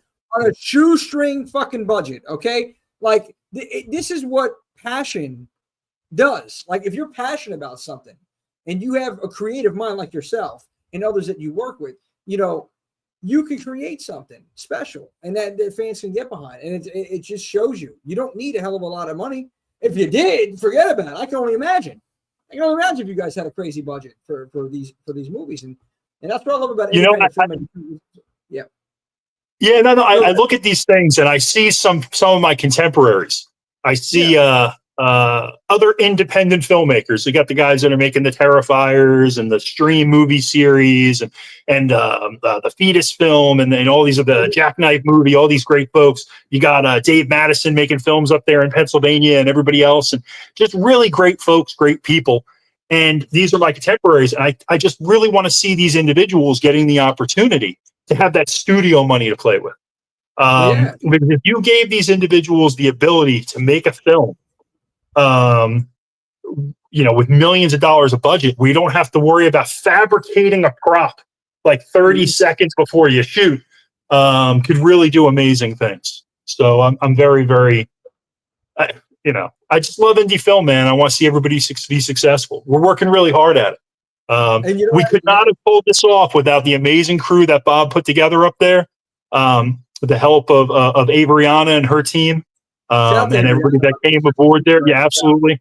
And director Tom Ryan and the crew that worked on it. Without those folks, we could not have put this together. So I'm sorry, I kind of went around there. I'm also trying to catch up on the messages we're going. It throws me off a little. No, dude, don't worry. Hey, man, you're killing it tonight. And my computer shut down while I was talking to you too. I don't know if you saw me ohm out and then like ohm back in again. Listen, it's all, no matter what's going on, Ed's still weathering this. There's probably storm down here. That's it. Over here. We're killing it, man. It's great. It's a great time talking with you tonight, man. And you know what? Independent filmmaking right now, it's at an all-time high. Like I've never seen so many independent movies out there, but especially horror movies. Like it's booming, and we're in the best decade. I keep saying it. It's the truth. We are in the best decade for horror. I feel like, my opinion. In movies in general, because with technology, what you could do nowadays, but there's so much creative and there's so much, I guess there's so many things accessible to people to utilize in comparison to what it was back 20, 30 years ago for the average person to use. Like back in the day, you had to be part of the big studios. You have to know somebody. Now, you can shoot a movie on a goddamn iPhone. They just shot the new 28 years later on an iPhone. Yeah. But if you watch behind the scenes, they literally have 40 iPhones like banded together to shoot those sequences. I'm not a fan. Honestly, I just I can't do that. But like again, it comes down to passion, creativity, and you can create something, and you got to stick together. And this in the film industry too, support each other, because there's so many creative people like yourself, Ed, that are going by some people under the radar that people are not seeing. And I just know if everybody comes together, because it's better if you support each other, right? Teamwork makes the dream work. And, we can all grow together. There's enough. 100%. 100%. Yes. You can all grow together. Enough of the cutthroatness, enough of this back. We don't need that, man. There can't be any of that. As a filmmaker, I need to be promoted. Beast is stunning achievement for the indie world. Thank you so much. That's David Madison. I got to tell you, David Madison is an amazing filmmaker in his own right. He made the movie Mr. Hush. He also made a really great documentary about his hometown growing up. I think it was called Middle Village, and a great new werewolf film called Full Moon Fever. That's also on Tubi. So I suggest everyone check that out. So that's something that I really enjoy. When you have a filmmaker that you admire and you really genuinely enjoy their work, and then they come forward, and he has no reason to say that because he doesn't have a vested interest in my film. It's not like he's working on the film and he's trying to promote himself. He's coming out to help promote us and do what it is we're doing. And I have so much respect for that. So thank you so much, David. It's truly appreciated. Thank you, David. And it goes right to what you're saying, Jimmy. We should be promoting you. You're helping promote us. It's kind of us versus the studios. The studios are fighting with each other for the big money. The rest of us need to be working together. That's why anything you ever want promoted or taken care of, or for what you're involved in, I want in 100%. Even if I can't be there in the flesh, I can help you out online, directing people. You've always done that, man. You went above and beyond all the time. You didn't have to do it, so that's why you have my support. I was blown away since day one. And when I look back at my shit then, I'm like, this was shit compared to what it is now, but you're still fucking promoting for me, man, which I appreciate. That means a lot. Mike says, I feel like there's a fine line. If you have too much money and too much CGI, it looks too fake. Yeah, I'm not a fan of CGI unless it's done right, but you need a lot of money for CGI to look good. That's just what it is. So in that, we have very, very limited CGI in our films. And thank you for having thank you for having such a wonderful son. Thank you. Thank you, man. Thank you, man. I appreciate that. I try to do what I do. It's because you know what, you get further. You help, you support each other in this community, especially in the horror community. What I realize is that there's a lot of good people in this community. There's a lot of people that are community supporters, and you need that. An independent film. You're right, Ed. The big studios are fighting with each other. They still can't fucking figure it out for Friday the 13th. They can't even get this. I was just talking to Tom McLaughlin. We had him on the show a couple what is it, on the Horror 365 live. He did one of my favorite entries too. He was the director of Part 6, correct? Jason Lives. Yeah. Tom was like, he's telling us the whole story. It's just, it's greed. It comes down to greed, and I wish they could figure that out. But anyway, that's a whole other story. Talking about big studios. While you're talking about Friday the 13th, I just want to backtrack to 100 Acres of Hell real quick. The cool thing about 100 Acres of Hell was Victor Miller read our script and actually endorsed our script. Victor Miller, the original writer of Friday the 13th. So I just wanted to bring that up for Gene, because I know Gene was very, very proud of that. He's like, Victor Miller read the script, and Victor Miller said, we have to make this movie. As a matter of fact, we quoted it. We put it on our social media because we were so proud of the fact that the guy who created the original script for Friday the 13th was endorsing our film, saying what a great film was going to be. Dave says, you're a skilled filmmaker and deserve all the kudos. Thank you so much, Dave. I'm honored by that, because I don't really consider myself a filmmaker. I kind of think up ideas, and then I bring people into the fold to help me bring those ideas to life. People like Dave and Tom Ryan, who helped us with Bitter Souls. Those are the filmmakers. I'm just this big baby dreamer who likes to bring people together. Yeah, I love to bring people together for the sake of art. And I love to introduce people, which sometimes is my downfall because you know me, bro. My little black book is open to you at all times. If I know somebody, you know somebody. You know, and that's why I think when you say we need to support each other, we legitimately need to support each other. It's not climbing up the ladder to beat the other guy. It's legitimately supporting one another. No, 100%. But you have to. I mean, in this, there's no reason not to. I should say. Like it's just that people they get. I don't know what it is, Ed. If it's insecurity, if it's whatever it is, doesn't matter. But we need more of that. We need more people just promoting other people's projects. Showing love out here in the community. Because you know what? The more you do that, I mean, what they don't realize is if you don't do it, it's like, well, why would anybody want to show you any, and not to say it like that, even somebody could have a good project, but like if you're one of those type of people, and I know a couple of them, they're only concerned about their work. And it's like, well, I'm happy that you're passionate about this, but why wouldn't you promote this guy's stuff? Why wouldn't you just share it to a story? Well, because whatever. But yeah, man, we need more of this. Bottom line, Ed, you were doing a tremendous job, dude. You don't get enough credit. You don't. I love seeing all the filmmakers that are chatting in with us right now, and Josephine. Thank you so much. Thank you. Great. No, yeah, man. So Ed, I gotta ask you. So what's next? What do you have in store? Is there anything in the works right now? I got to tell you, my partners are working on some things, and of course, I'm here to support the projects of the people that Ed support. Big Ed supports to say, Tom Ryan. Think the world of Tom Ryan. I probably didn't mention him enough tonight in here. I know I mentioned him a couple times, but I got to tell you, Tom is working on some things right now. I'm not going to let the cat out of the bag that he's privied me to, that I'm absolutely excited about, and I can't wait until hopefully we can use your platform among others to really get the word out about it, because he's a creative genius. It's hard. Yes. Let's go, baby. A shout out for Tom right now is if anybody goes on Tubi, make sure they check out the Theater of Terror and Theater of Terror series. Tom does great work. If you love Twilight Zone, all those classic episodic and anthology horror series from the 60s, 70s, and 80s, you're going to love everything that Tom does. Tom's great. Tom made magic with Bitter Souls. The voodoo, the magic, the acting, he was behind all that, and he just did a tremendous job. So everybody definitely check Tom out. I also want to say, thank you for David Madison for coming in this evening and having kind words to say. As far as new projects for me, I just want to see the success of what it is we've created so far. My partners have some things that they're working on that I'll probably piggyback off of. But creatively right now, I'm focused on let's take what we have, get it out there in front of the masses, and then we'll reconfigure from there. I still have the script for the pirate slasher that we were going to do with Averiana that we put on hold so we could do Bitter Souls. I want to do a vampire film in the worst way. Oh, dude. I want to do a grungy, near dark type vampire film, just over the like. I love Lost Boys, I love Fright Night, and I love Near Dark.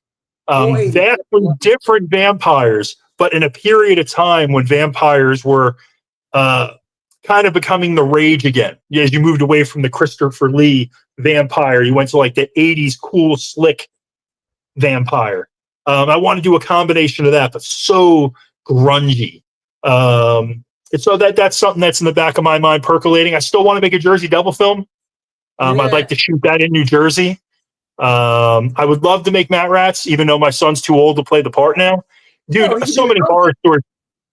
We made a short. We did, in fact, make a short. I will privy you to it. I'll send it to you sometime. I flew up there and we filmed it. Ernie O'Donnell, Chris Covert, a bunch of wonderful young actors so that we could raise the money, a proof of concept. And then literally like the next day, COVID hit. And I had people on board that wanted to give us money. We had talent as far as to play different roles in the film that were going to bring money. You want to go back to the wrestling thing. We had Sabu signed on. He's since passed away. We had Iron Sheik was going to be involved. He's since passed away. So I mean, everything is everything's time and circumstance. You know. Yeah, you know what? It just wasn't the right time.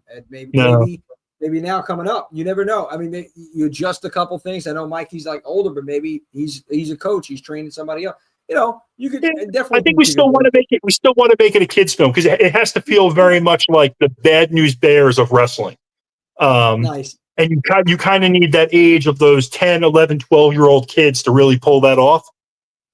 We had a lot of interest. I can't drop the names right now because we did have some NDAs in place. Okay.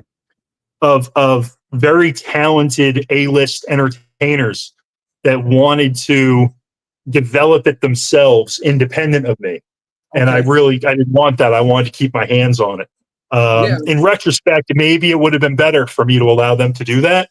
But who knows? Maybe we still make Matt Rats in the future. When the time is right, it's going to happen. I'm confident. And you know what, Ed?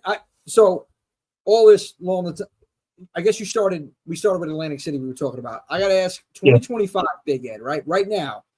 Yeah. What would you tell 1995 Big Ed? What advice would you give him? Get an apartment in Atlantic City, run for mayor.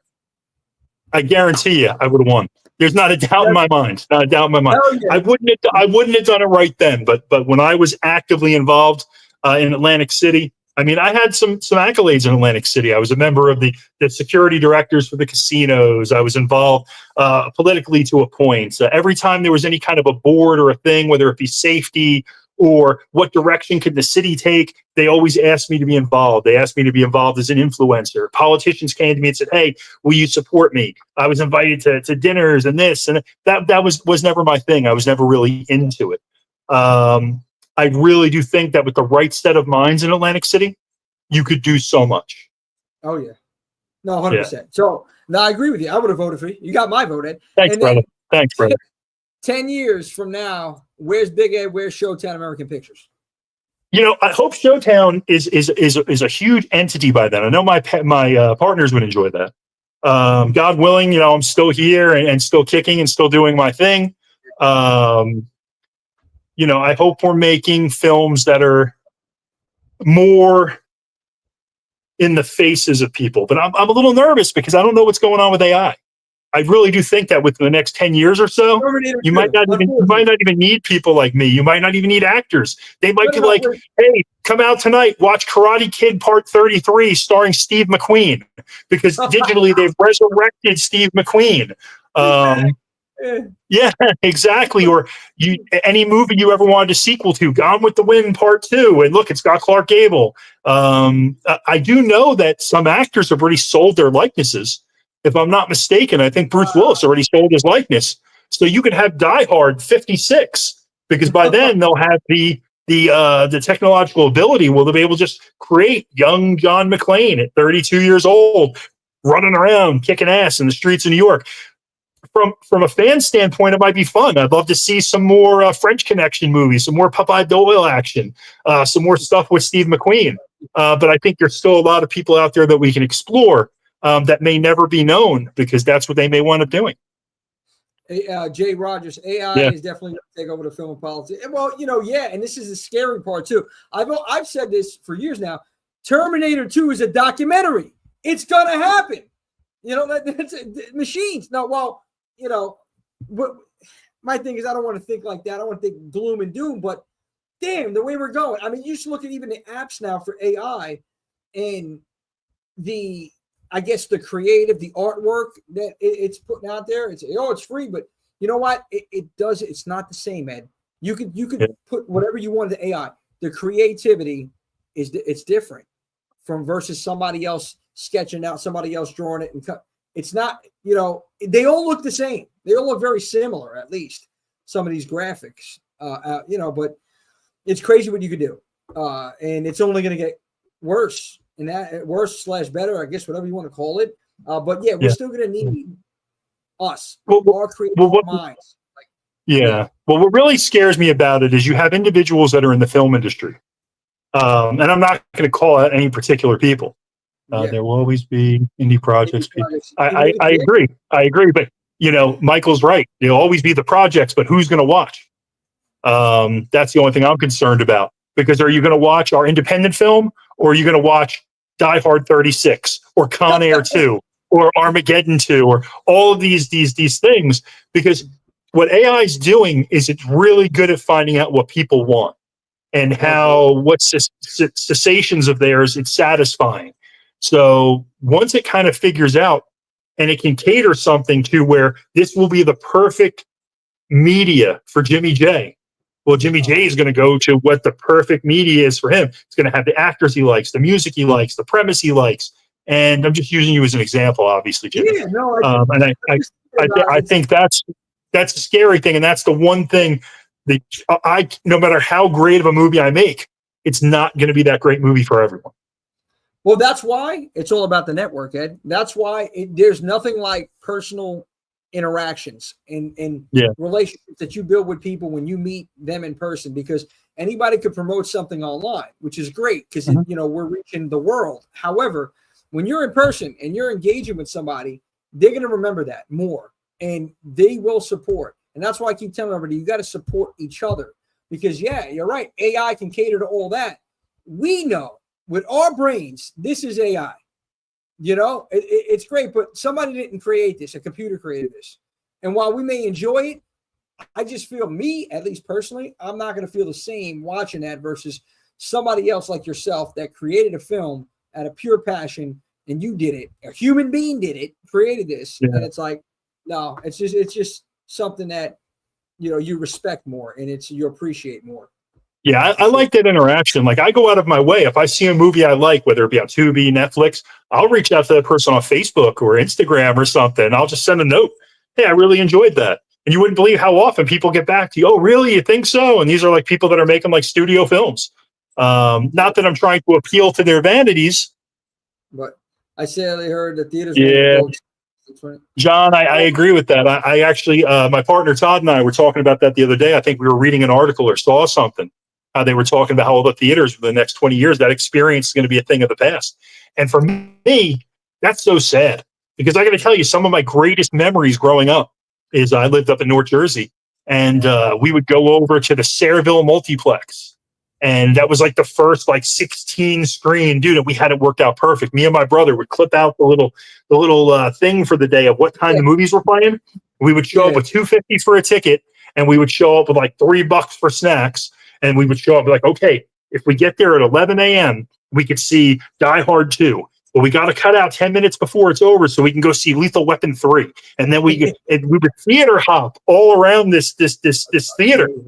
And like literally my brother and I would see most of 6 films in a day. And I got to tell you, those are some of the best times of my life, man. Just sitting on a hot summer day, sipping on a Coke, just letting the world unfold in front of you, all these places, peoples, and things that you'd never interacted with, and all the different films we would see.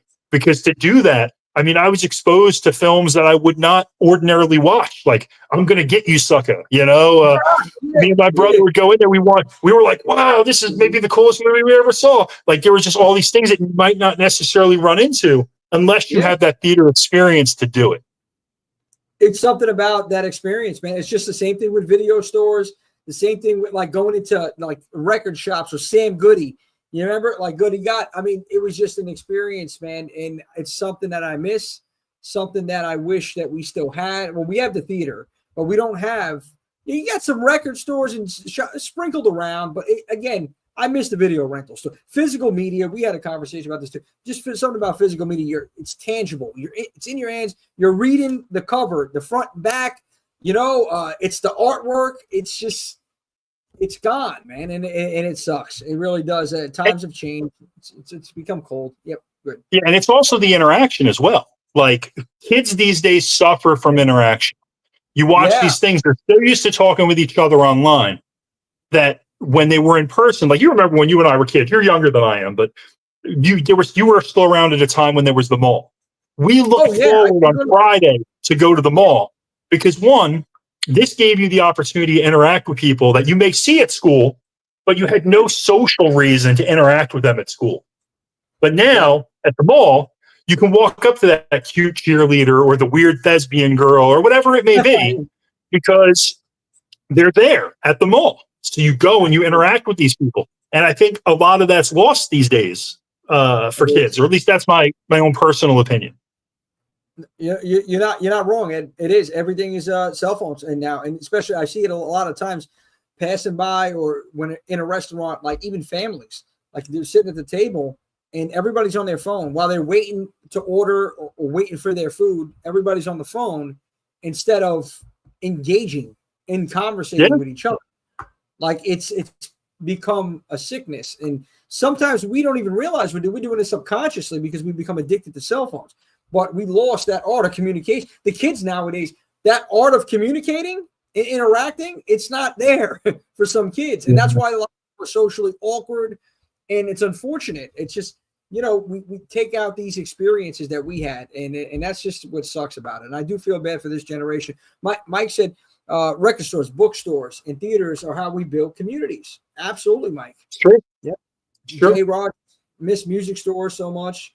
I used to love going there with the headphones on and listening to CD before you buy them. Good old times, yeah. John, social skills, just to getting the most likes on social media platforms. Yeah. It's all about the likes now. It's crazy, dude. Yeah, it is. And it's definitely true. Like, I used to love going to the record store, and I used to love going to like the old big vinyl stores. And you would go there and you'd pull it out and you'd look at the liner notes on these things with all these awesome pictures. And you had you had MTV, which gave news on things, but you didn't have the multitude of media that you can accomplish on a computer now, where you could see Kiss rehearsing backstage. You had to look inside that album to see the picture of Kiss rehearsing backstage. Just these experiences that the kids just aren't getting these days.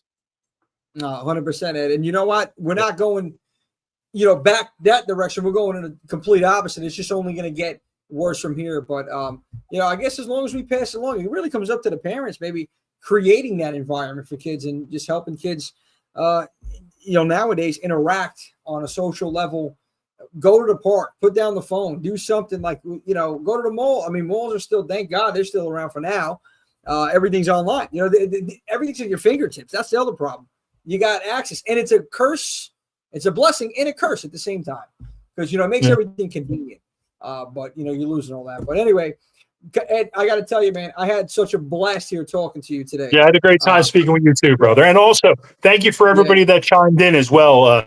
I hope a lot of people get to see this and interact. And hey, hit me up on social media. I'm happy to discuss film and current events in life with everybody.